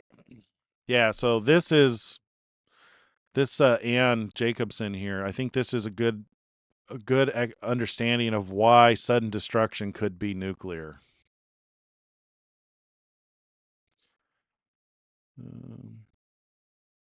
Yeah, Fury. Yeah, see, and I'm not saying that I'm not inspired or guided by the Holy Spirit. It's very likely that I am. I'd like to think that I am, but I'm not going to try and like lift myself up just to try and get people to believe me. I believe that we need to be a better witness than that and be true and honest. We need to accept our error and our mistakes because that's how we learn. So if God spoke to me and he gave me these answers, I would tell you as much. But as far as I know, he has not. He's left it up to me to do work and, pay attention to these things and think about these things and try different ideas to see what fits and what doesn't fit. So, in that way, that's like God that's like God giving you wisdom, because trial and error is what results in wisdom. All right, let's get back to this. For me, by telling me I'm going through if you tell me I'm going through the tribulation, basically it's a death sentence. Not necessarily, but quite possibly. Like, how many people have died? I mean, like, that kind of statement doesn't really stick if you're telling me that I'm going through the Great Tribulation. Well, I mean, if we're 40 years off from the Great Tribulation, you're going to die from old age. You could get into a car accident and lose your legs, your hands, and your arms. That's going to be tribulation.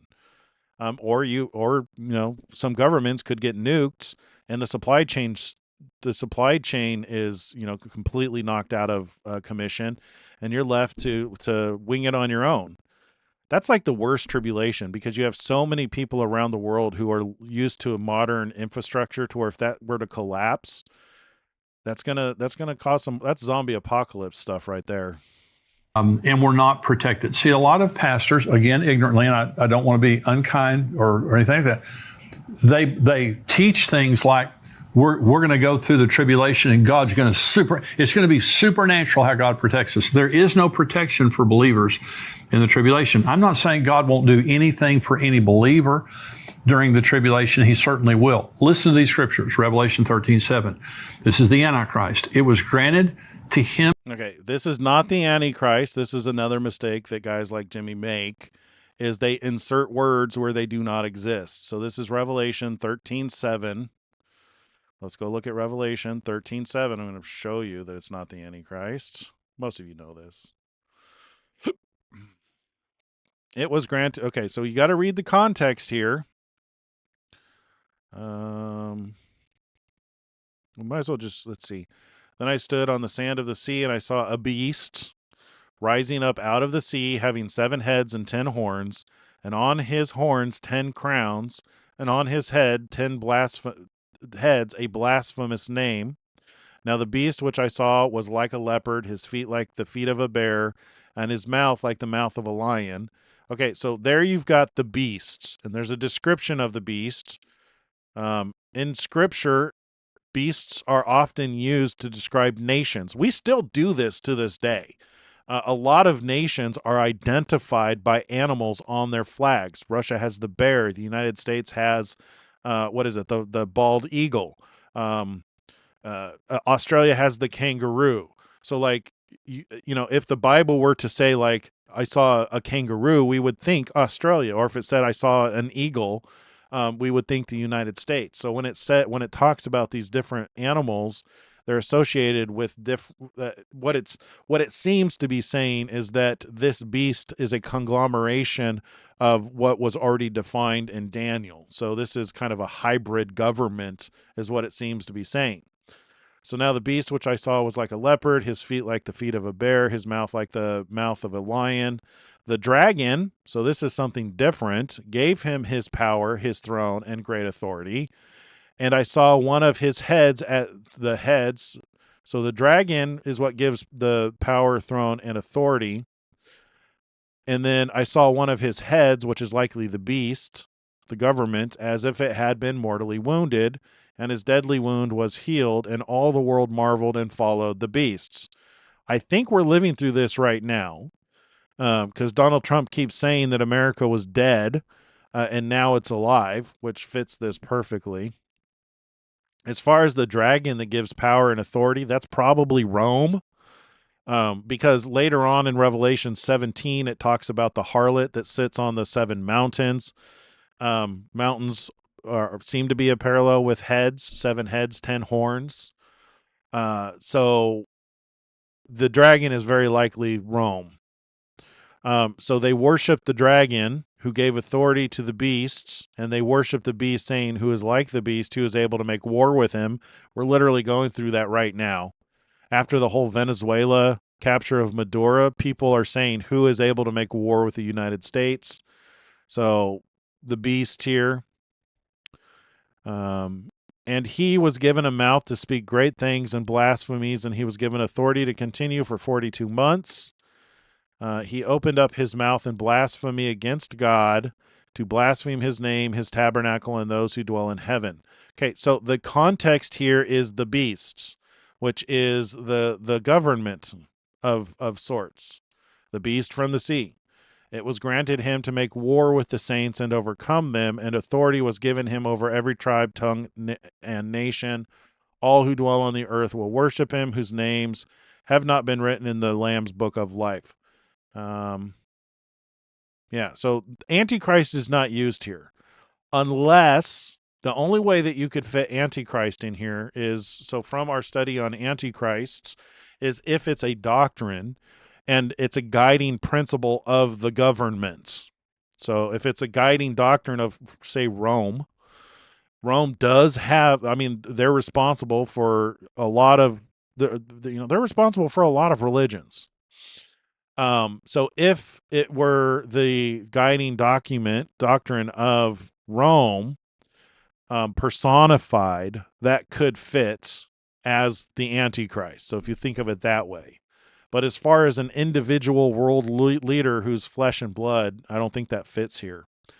Because of the players that are involved. You've got government, you've got nations, you've got leaders, and you've got pretty much the harlot, which I believe is the dragon.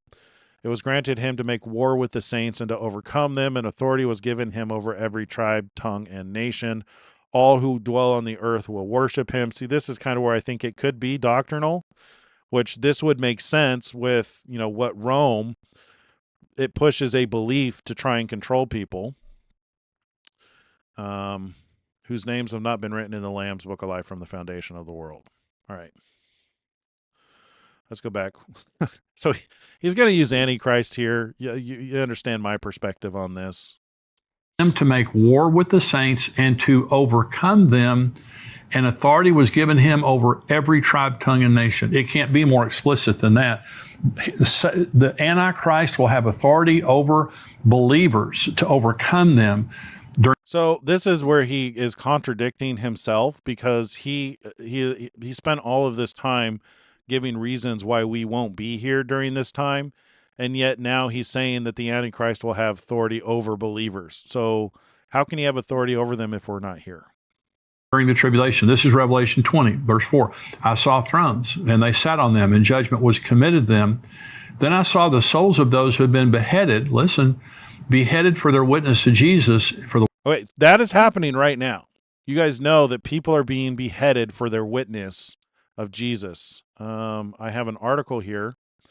This was posted January 22nd, 2025. 12 Christians killed for their faith each day. New research from Open Doors shows the scope of violence against followers of Christ. I would argue that it's probably a lot more than this, because there are places we can't go to get numbers. This shocking statistic comes from new research released from Open Doors 2025 World Watch List, the annual report that ranks the 50 places where it's most difficult to live as a Christian. The research took place from October 1st, 2023 to September 30th, 2024, giving us a snapshot of how violent the persecutions of Christians is. Other numbers are just as horrifying. 7,679 churches or public Christian properties were attacked or forced to close. 4,744 believers were arrested, imprisoned, detained without trial or sentence just because of their faith. 3,775 followers of Jesus were abducted. 3,944 Christians were sexually assaulted, sexually harassed, or forcibly married to non-Christians. Nearly 55,000 believers were mentally or physically abused for their faith, and 28,368 houses, shops, or businesses belonging to Christians were attacked. And finally, nearly 210,000 followers of Christ were forced to flee their homes. All of this is tribulation, dude. That's been happening since 2023. So when it says that he was given power to persecute the saints, he was given authority to persecute the saints, you're looking at the statistics. The word of God, who had not worshiped the beast or his image, had not received his mark on their foreheads or on their hands, and they lived and reigned with Christ for 1,000 years. If you believe in a post-tribulation rapture, then you have to understand that you can't quote one scripture that promises divine protection. And what? You're making that up. Yeah, dude, that is a made-up rule. What?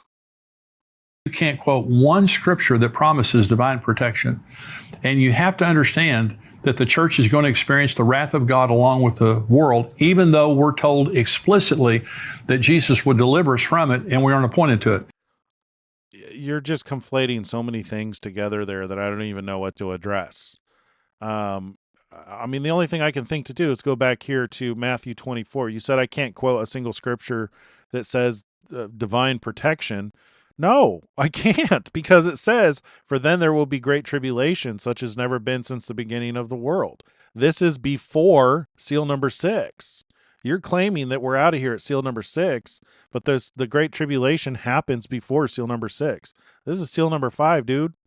By all accounts, this looks like it's seal number 5, and it looks like it's going to last 6 months, just based on the pattern.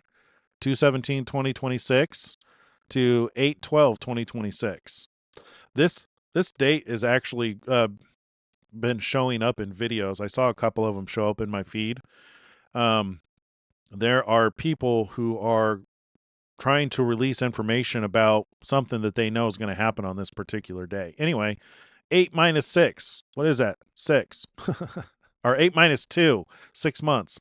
So this is roughly a 6-month period of time. So this seems to be like this was a good candidate for the Great Tribulation. And unless Jesus comes a little bit early, I don't think we're going to get away from it. I would say pray to escape it and prepare to live through it. Make sure you got solar. Make sure you got batteries. Make sure you got water. Make sure you're out in the country when it hits. It makes no sense. And so it is the wrath of God, and we are delivered from that through the rapture. But any Christian who's living during the tribulation, there's not a scripture that can promise you any protection during that time. And so also, if we're going to go through the tribulation. That's not true. Here, let me, I'm not going to quote you a scripture. I'll just read it to you. Revelation 3. Philadelphia. They're promised they're kept from the trials that are coming on the whole world. That's one. Therefore you will not watch. I will come upon you as a thief, and you will not know in what hour I will come upon you. Oh, wait, no, that's the dead church. Faithful church. Because you have kept my command to persevere, I also will keep you from the hour of trial, which shall come upon the whole world to test those who dwell on the whole earth. If that's the great tribulation, there's your promise that you're going to be kept from the trial that comes on the whole world. So, there you go. And why did Jesus say this? This is Luke chapter 21, beginning in verse 34. Take heed to yourselves, lest your hearts be weighed down with carousing, drunkenness, and the cares of this life, and that day, talking about the rapture, come on you unexpectedly. Listen to these statements now. It will come as a snare on all those who dwell on the face of the whole earth. Watch their... Yeah, because you have failed to watch the signs that are clearly available. They're literally globally available. The eclipses, the events, the Revelation 12 sign. Everybody saw the Revelation 12 sign. You're kind of without excuse. Oh, man. Screen crashed again. I need to quit. Every time I take my mouse off the screen, it crashes. Here, let's go back. There you go. Therefore, and pray that you always may be counted worthy to escape all these things that will come to pass and to stand before the Son of Man. Okay, so that day is the rapture, and Jesus said it's going to come as a snare. I think here's okay, so that could be true. So the snare is the great tribulation, for when they say peace and safety, then sudden destruction. I believe that is the snare, because a lot of, if it's as bad as it sounds like, and people aren't aware, it's going to catch people unaware. And then soon after that is when Christ comes back, because he let's go back and listen to this, because it says, "You will not know what hour the Son of Man will come." We don't know the hour, but we got the general time. It seems as though he comes around August 2026, and we'll know for sure. So if this comes and something happens, then you'll know that this is going to be when Christ. That's one of the benefits of you guys on this channel is if this is right, if this does actually happen, if this is the Great Tribulation, if something happens on February 17th, 2026, then you'll know that August 12th, 2026 is when Christ, soon around that period of time is when Christ will be coming back. Could be give or take 30 days, obviously. It'd probably be with a festival or something like that. But if something happens here that qualifies as Great Tribulation, then we'll know. If nothing happens, I mean, I'd made a comment earlier in the week that, if they eliminated the filibuster, that could count as the Great Tribulation. I want to take that back. That just doesn't even compare with some of the stuff we've talked about this week. Yeah, the filibuster and Trump having the gloves taken off just simply do not compare. Especially when you start talking about nuclear war and countries taking each other out. That's way worse. So much worse. Yeah, and you're like, man. And to stand before the Son of Man. Okay, so that day is the rapture, and Jesus said it's going to come as a snare. That's an animal trap on all those who dwell on the face of the whole earth. Okay, that's a universal statement. All of those who dwell on the face of the whole earth. It's going to come as a snare. It's suddenly, they don't expect it. And it says, pray therefore that you may be counted worthy to escape all these. So escape doesn't mean rapture. Escape could literally just mean get out of the city. These things. Luke 21 there, he's talking about the tribulation. He's talking about the end times. Escape, not endure, escape all these things and to stand before the Son of Man. That's the rapture of the church. Okay, why would Jesus tell us to pray that we would be worthy to escape all those things if we couldn't escape all those things? He would just say, you're making an assumption that it's a rapture. That it's escape as in completely removed, as in caught up together with the Lord in the air. Escape can mean many things.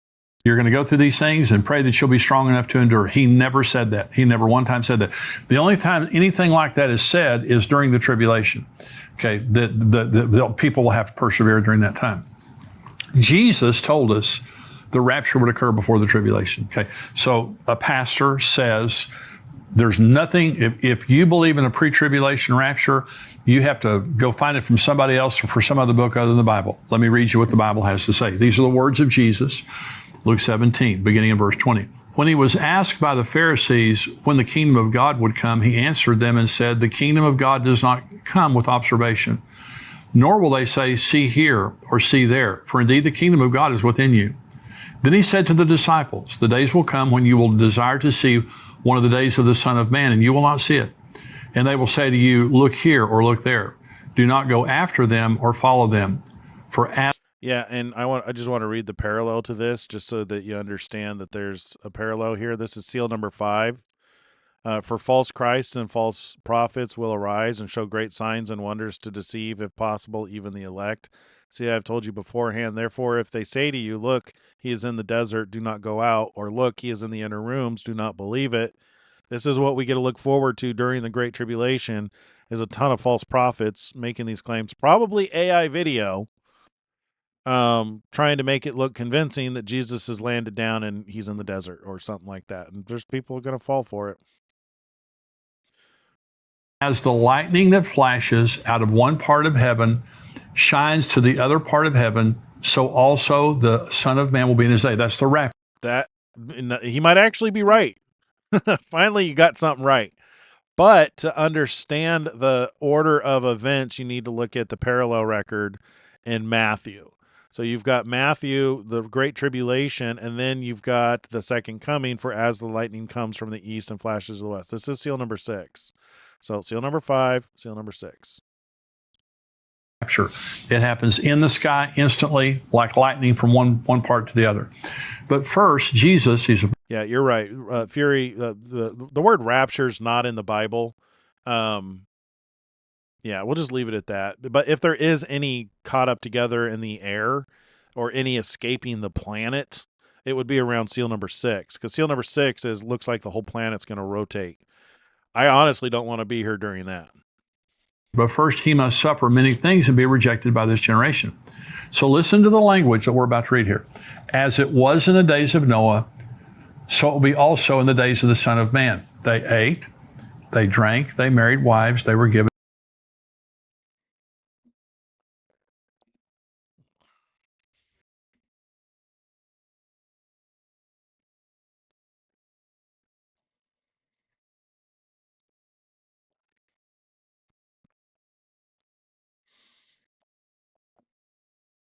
But on the day, one specific day in history that Lot went out before the judgment, Lot went out of Sodom, it rained fire and brimstone from heaven and destroyed them all. Even so it will be in the day when the Son of Man is revealed. That's the rapture, the day. In that day, he was on the housetop and his goods are in the house. Let him not go down to take them away. And likewise, the one who is in the field, let him not turn back. Remember Lot's wife. Whoever seeks to save his life will lose it, and whoever loses his life will save it. Okay, now this is the rapture. This is his description of the rapture. I tell you, in that night, there will be 2 people in one bed. The one will be taken, the other will be left. 2 women will be grinding together. The one will be taken, the other will be left. 2 men will be in the field. The one will be taken, the other left. And they answered and said to him, where, Lord? He said, wherever the body is, there the eagles will be gathered together. In other words, in the sky. So Jesus, by the way, the word taken, Jesus said one is taken and one is left. The word taken there is the word paralambano. That's exactly the same word that Jesus uses in John 14. Here's what he said. Let not your heart be troubled. You believe in God, believe also in me. In my Father's house are many mansions. If it were not so, I would have told you. I go to prepare a place for you. And if I go and prepare a place for you, I will come again and receive, that's the word paralambano, you to myself, that where I am, there you may be also. So Jesus is at the Father's house right now, preparing a place for us, and now he's actually starting to get some stuff right. going to come and receive us unto himself. That's the word taken that Jesus uses there. One taken, one left. That's a selective rapture. It doesn't matter who. Rapture's not used in the scripture, but that's what he's trying to describe. He's using the rapture as a label for this period of time. Who you're married to, it doesn't matter who you're standing with, it doesn't matter who your friends are, it matters if you know Jesus. That's the point. But let's go back to Noah and Lot. There will be buying, selling. And Jesus is talking about the rapture here. He describes the rapture vividly there. Okay, again, you're conflating order here and scriptures. So the buying and selling is not. I mean, I imagine it's going to be happening all the way up until seal number 6, obviously, because people got to eat. Okay, it will be like the day before the flood, before the judgment on Sodom and Gomorrah. Okay, he specifically says, like the day that Lot went out. Yeah. It'll be like that day. Not the day that the judgment started, not at the end of the judgment, when Noah got off the boat. He could have said that. Or when Lot, got out and the judgment came. It's before. It's crystal clear in there. It's before. What's going to happen is before. Then he describes rapture. Okay, buying, selling, marrying, giving in marriage, planting, building. Okay, at the end of the Did they say planting? That's interesting. If there are nuclear attacks, you better get used to planting. tribulation, are those things happening? Well, it's crazy. I mean, if you've read the book of Revelation, you understand the earth has been, it's just a smoldering ruin. It begins with the seal judgments of worldwide famine, of peace being taken from the earth, of a fourth of mankind being destroyed. That's just the seal judgment. That's just the global pandemic, Joe Biden's administration, the UK, and what's going on with Israel. We've lived through it. It's not a smoldering ruin. That's a poor interpretation. Starts it. Then the trumpet judgments, where you have this mountain being thrown in the sea, and now you're talking about seal number 7, which happens after the rotation of the Earth. This asteroid hitting the Earth. The trumpet judgments are often called the judgments of thirds, because you see a third of this is burned up, a third of this was destroyed, a third of this. But 3 judgments in Revelation. I do believe we will not go through that. Those who are part of the gathered together. And I will say this here. So one thing that is noted in Matthew 24 is kind of gives some additional insight into who are collected. It does say his elect, and they will gather together his elect from the 4 winds. So I don't know if that means everybody. I'm assuming it does. I'm assuming that's everybody written in the Lamb's Book of Life. Revelation chapter 9, kill a third of mankind. Okay. Then you have the horrific bowl judgments. Okay. The bowl judgments of Revelation. This is another reason why I think that the dragon is Rome, and that the persecution, the blasphemous names, the blasphemy is all probably religious in nature, a doctrine in nature. Because why else would God put people through this meat grinder or the wine press of the wrath of God? Oh yeah, that's where it said. Isn't it called the wine press of the wrath of God? Why else would people be put through the wine press unless they need to wash themselves in the blood of the Lamb? There are people who don't believe that Yeshua had blood. How can you be washed in the blood of the Lamb if you don't believe that Yeshua came in the flesh, that Jesus came in the flesh? I imagine that those are the ones who are going to be subject to this period of time, to where they're going to be forced to make a decision. They're going to be living through this time where Rome is forcing you to believe their doctrine, and you're going to have to make a choice: either submit to take their belief, live it. Prove that you believe it. Right hand, your forehead is where you believe. Your right hand is what you do. So I imagine there's going to be requirements for Islam. Does this? There's requirements that if you don't, fit their pattern, they kill you. I imagine that it will get like that, and it could be Islam too. Although all signs seem to point towards Rome, because Rome is the harlot who sits on the 7 mountains. So. 16 are horrific. They're global. The seal judgments, some of them are global. The trumpet judgments, most of them concern a third of the earth. The bowl judgments are the most horrific judgments of all, and they affect everybody. I tend to call seal number 7 God's wrath, because that's the wine press. Seal number 6, the wrath of the Lamb.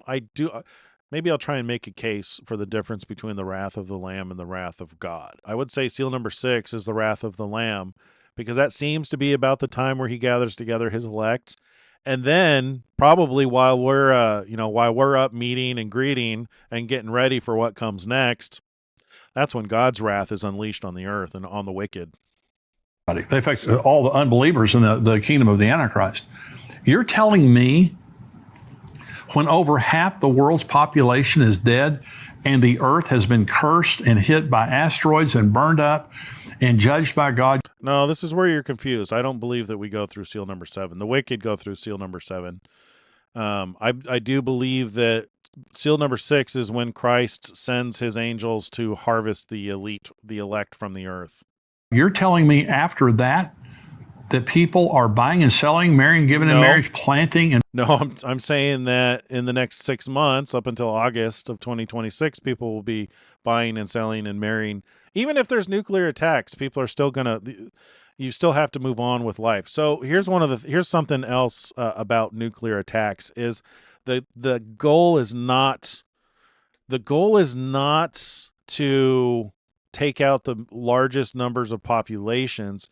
It's to destroy as much infrastructure for the government so that it can't retaliate, and it makes them weak. So they tend, my understanding from watching Ann Jacobson, is that the targets of the nuclear weapons are usually military installations and missile locations, and high value targets in cities. But they're depending on who hits the button would depend on the target. Like clearly there are countries who would want to wipe Israel off the map. And building, see, all those things is hope for the future. Buying and Mecca sits on 7 hills. Does it now? Interesting. That would actually make more sense than Rome, honestly, because a lot of the visual imagery with the really bad stuff seems to be Islamic in nature, like the beheading of stuff. The beheading, yeah. The not being able to buy or sell, very much a Sharia law thing. selling. Why are we buying and selling? Well, we've got a future. I mean, we've got to go out and do commerce. Why are we marrying and giving in marriage? Because we have a future. We want to have kids. We want to have a family.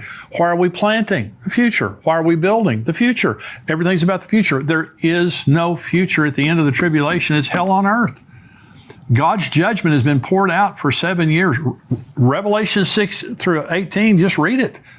And so when people say there's going to be a post-tribulation rapture, and there is, I'm going to talk about it next week. Okay, there is a rapture at the end of the tribulation. Okay, but the rapture that we're looking for is at the beginning of the tribulation. And so Matthew 24, Jesus says, "Of that day and hour, no one knows, not even the angels of heaven, but my Father only. But as the days of Noah were," this is Matthew 24. Now, this is not Luke 17 anymore. Okay, but as the days of Noah were, so also be the coming of the Son of Man.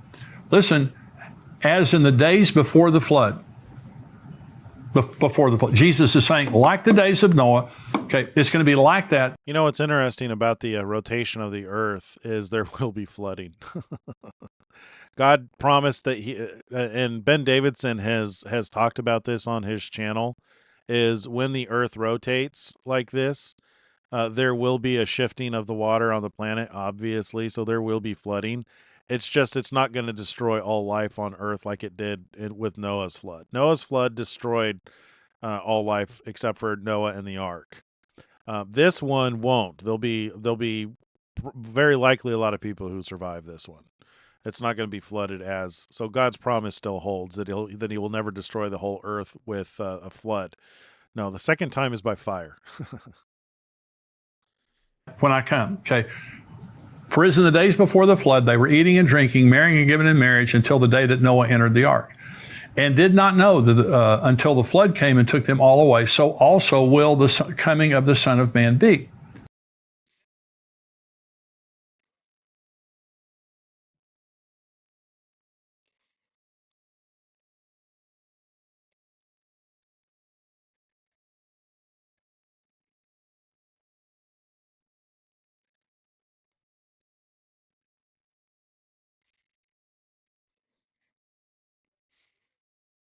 Know how it could be more clear than that. I think you kind of jumped over some important stuff there. So you're emphasizing not to bother watching, but at the same time reading scriptures that say watch. For if the good man of the house had known in what hour the thief would come, he would have watched. Well, we've got information that's telling us we should probably watch and pay attention and prepare to keep our house from being broken up. There's no downside to preparing. Even if I'm wrong about February 17th, there's no downside to preparation. It is good for your life in all ways. There's zero downside, and except for maybe financially. Which even if you're low on funds, there are still ways to prepare. For now, there are still services that you can get food and preparations. Food kitchens, food donation centers. Most states, most cities have them. For you don't know the hour which your Lord is coming, but know this. Yeah, I mean, that is still true. I still don't know the hour that he's coming. I don't even know the day he's coming. What I do know is when the seals are opening. I believe seals number 6 Our seal number 5 opens on February 17th. Seal number 6 opens on August 12th, 2026. As far as when Jesus comes and shows up in the clouds, no clue. I would guess probably September, Festival of Tabernacles. So like September 25th, 26th, that'd be my guess. If the master of the house had known what hour the thief would come, he would have watched and not allowed his house to be broken into. Therefore, you also be ready, for the Son of Man is coming in an hour that you don't expect. So how can it be more clear than that? I don't know how it could be more clear than that. The day that before the flood, it's going to be like that. The day before the flood, they had no idea they had no idea until the flood came that judgment was coming. When Noah got on the boat, they had no idea. When we are raptured out, when the church is raptured out, when Jesus comes, the world has no idea what's waiting for them. They have no idea until we're out. So that's not true. He keeps making these statements that are not. He says he's proven this stuff from the Bible, but he's not. Jimmy, dude, come on. All right, we got to read this. Revelation 6. We got to read about seal number 6, seal number 5, seal number 6. Second seal number 6. And the kings of the earth, stupid thing crashed. And the kings of the earth, the great men, the rich men, the commanders, the mighty men, every slave, every free man, hid themselves in the caves and in the rocks, and said to the mountains and rocks, fall on us and hide us from the face of him who sits on the throne and from the wrath of the Lamb. For the great day of his wrath has come. Who is able to stand? They quite literally know it's coming. Maybe not now, but around that period of time. And there's even scriptures that talk about the fear of those things that are coming on the whole world. So, between channels like mine, Space Weather News with Ben Davidson, Suspicious Observers, Tim Pool is really on board with talking about the pole shift. Glenn Beck. I mean, like, it's becoming all the YouTubers, let's just put it this way, all the YouTubers are basically talking about the pole shift. So they know, the whole world knows. And some people have known longer than most of us because they've been building bunkers.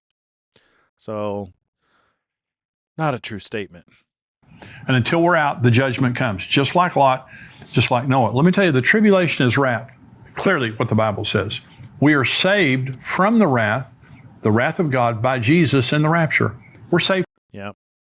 So, so I'll give a summary, a clarifying summary when we're done here. From that, he said, pray that you would be counted worthy to escape all these things and to stand before me. Jesus taught that he was coming for us before the wrath and to pray for us to escape it and stand before him. So I haven't quoted one source other than the Bible. And I believe that the Bible is crystal clear that we will be raptured by Jesus before the tribulation. That is the only teaching that lines up with the teachings of the Bible and Jesus, and the only teaching that can truly bring comfort to believers. And that's why I bring it. I want to comfort you by letting you know, I believe Jesus could come at any time. Okay. I personally believe the best chance is going to be during the Feast of Trumpets in the fall, but he can come at any time. But I can say this, before the tribulation hits, and before billions of people are going to be destroyed, either through the Antichrist or through the judgments of God, he's coming for us. That's really good news. That's really comforting. That's why Paul kept saying, comfort one another with these words. That's the real comfort. I'm comforting with those words. And I pray if you're a pastor and you're listening to this, and again, I believed that for a long time. I taught that for a long time.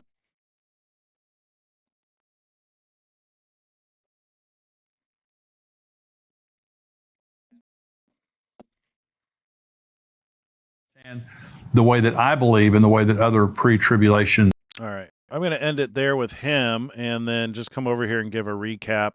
I don't think that Jimmy proved his point that there's a pre-tribulation rapture, considering he doesn't even think seal number 1's open. He's thinking it sounds like from what he was saying, he thinks seal number 1 is the start of the tribulation and that there's going to be a rapture before that.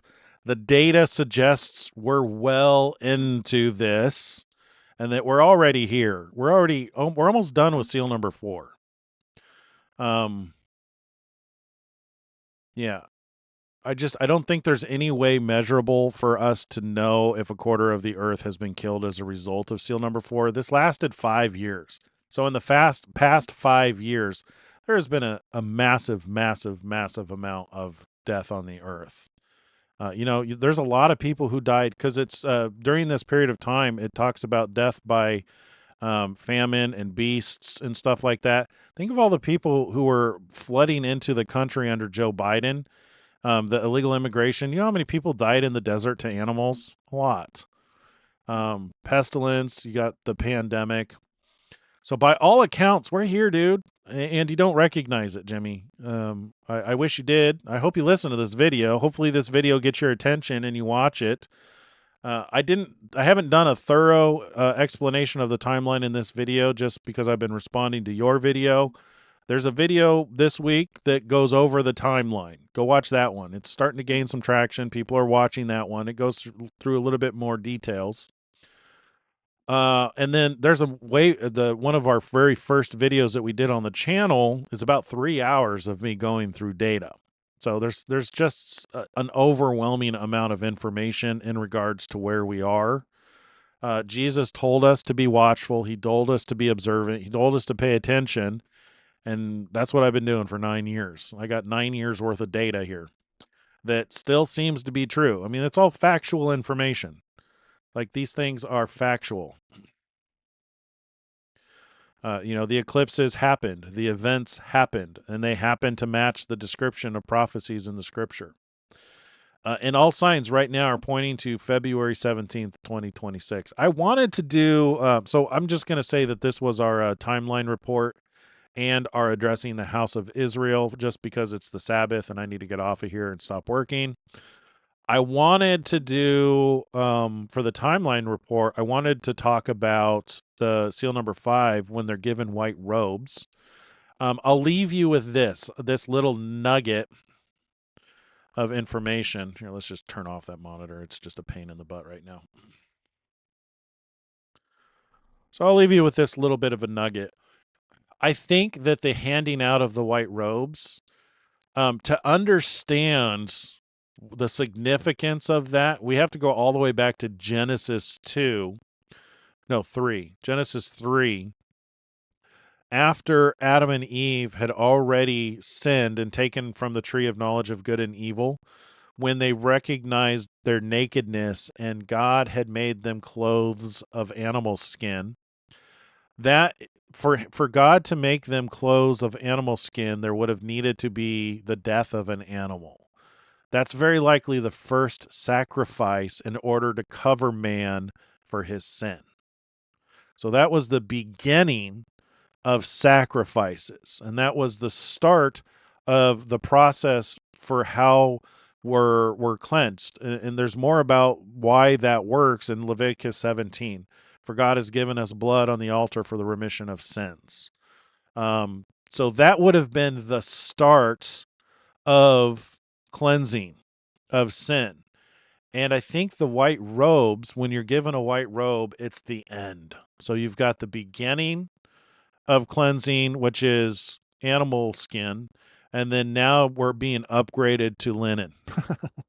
So that's something to look forward to. So February 17th, those who are dead under the altar, it seems as though that's when they get their white robes. And as far as us, seal number 6, it said, when you're reading Revelation 6 and 7, especially when you're reading about 7, Revelation 7, it talks about those who came out of the great tribulation and who washed their robes in the blood of the Lamb. I think that's the final cleansing to where now it's permanent. So I just kind of want to leave you with that. I wanted to go into a lot more detail of that tonight, so we're just going to leave you on that to think about it. And it's interesting because when you start thinking about that in light of like Daniel and the abomination of desolation, that was Antiochus setting up a statue of Zeus and sacrificing a pig. Which the thing about swine is they're unclean animals. They eat the dirt of the ground, and they're ridden with parasites, which it's interesting because the serpent was cursed to eat from the dust of the ground. So pig, swine, an unclean animal, it's almost as if it represents the serpent, and why it's not sufficient for cleansing of sin. And the fact that Antiochus set up Zeus in the temple before it was destroyed, it's almost like it's a physical representation of the fall. And that is, when you think about that in light of, because I was trying to figure out, so how can Israel be being surrounded fit with Antiochus setting up the Zeus in the temple and the sacrifices being taken away? Well, the daily sacrifices were taken away when Antiochus did what he did and destroyed the temple. There hasn't been daily sacrifices since then. You could argue from Romans 12 that we are living sacrifices, but that didn't seem to stop with seal number 4. If the Aloxa flood is seal number 4, the daily our daily sacrifice has not been taken away, because I'm still doing this podcast. This is my daily sacrifice. We're all doing this, as we put time into these things. This is our sacrifice. So those have, if our living sacrifice was to be taken away, I don't think that's happened yet. But it's interesting to think about it, though, because when you put any other god in the temple, that is an abomination. And in a lot of ways, that's what the man of sin, the son of perdition, is. Anytime you put any other god in your temple, we're living bricks, we're living stones built on the cornerstone of Jesus Christ. He's the cornerstone. He laid the foundation. And we're built upon what he laid so that God can dwell within us. And anytime you replace God in your temple, it's defiled. That's an abomination. So I'm going to leave you guys with that. Have a wonderful Sabbath. God bless you guys. Even if we do live through the Great Tribulation, we've got enough warning to prepare, I think. So that's positive. Pray to escape these things. And know that we're very likely within, we could see Jesus this year. That's bizarre to think about, but delightful. So God bless you guys. Shalom, shalom. See you Monday.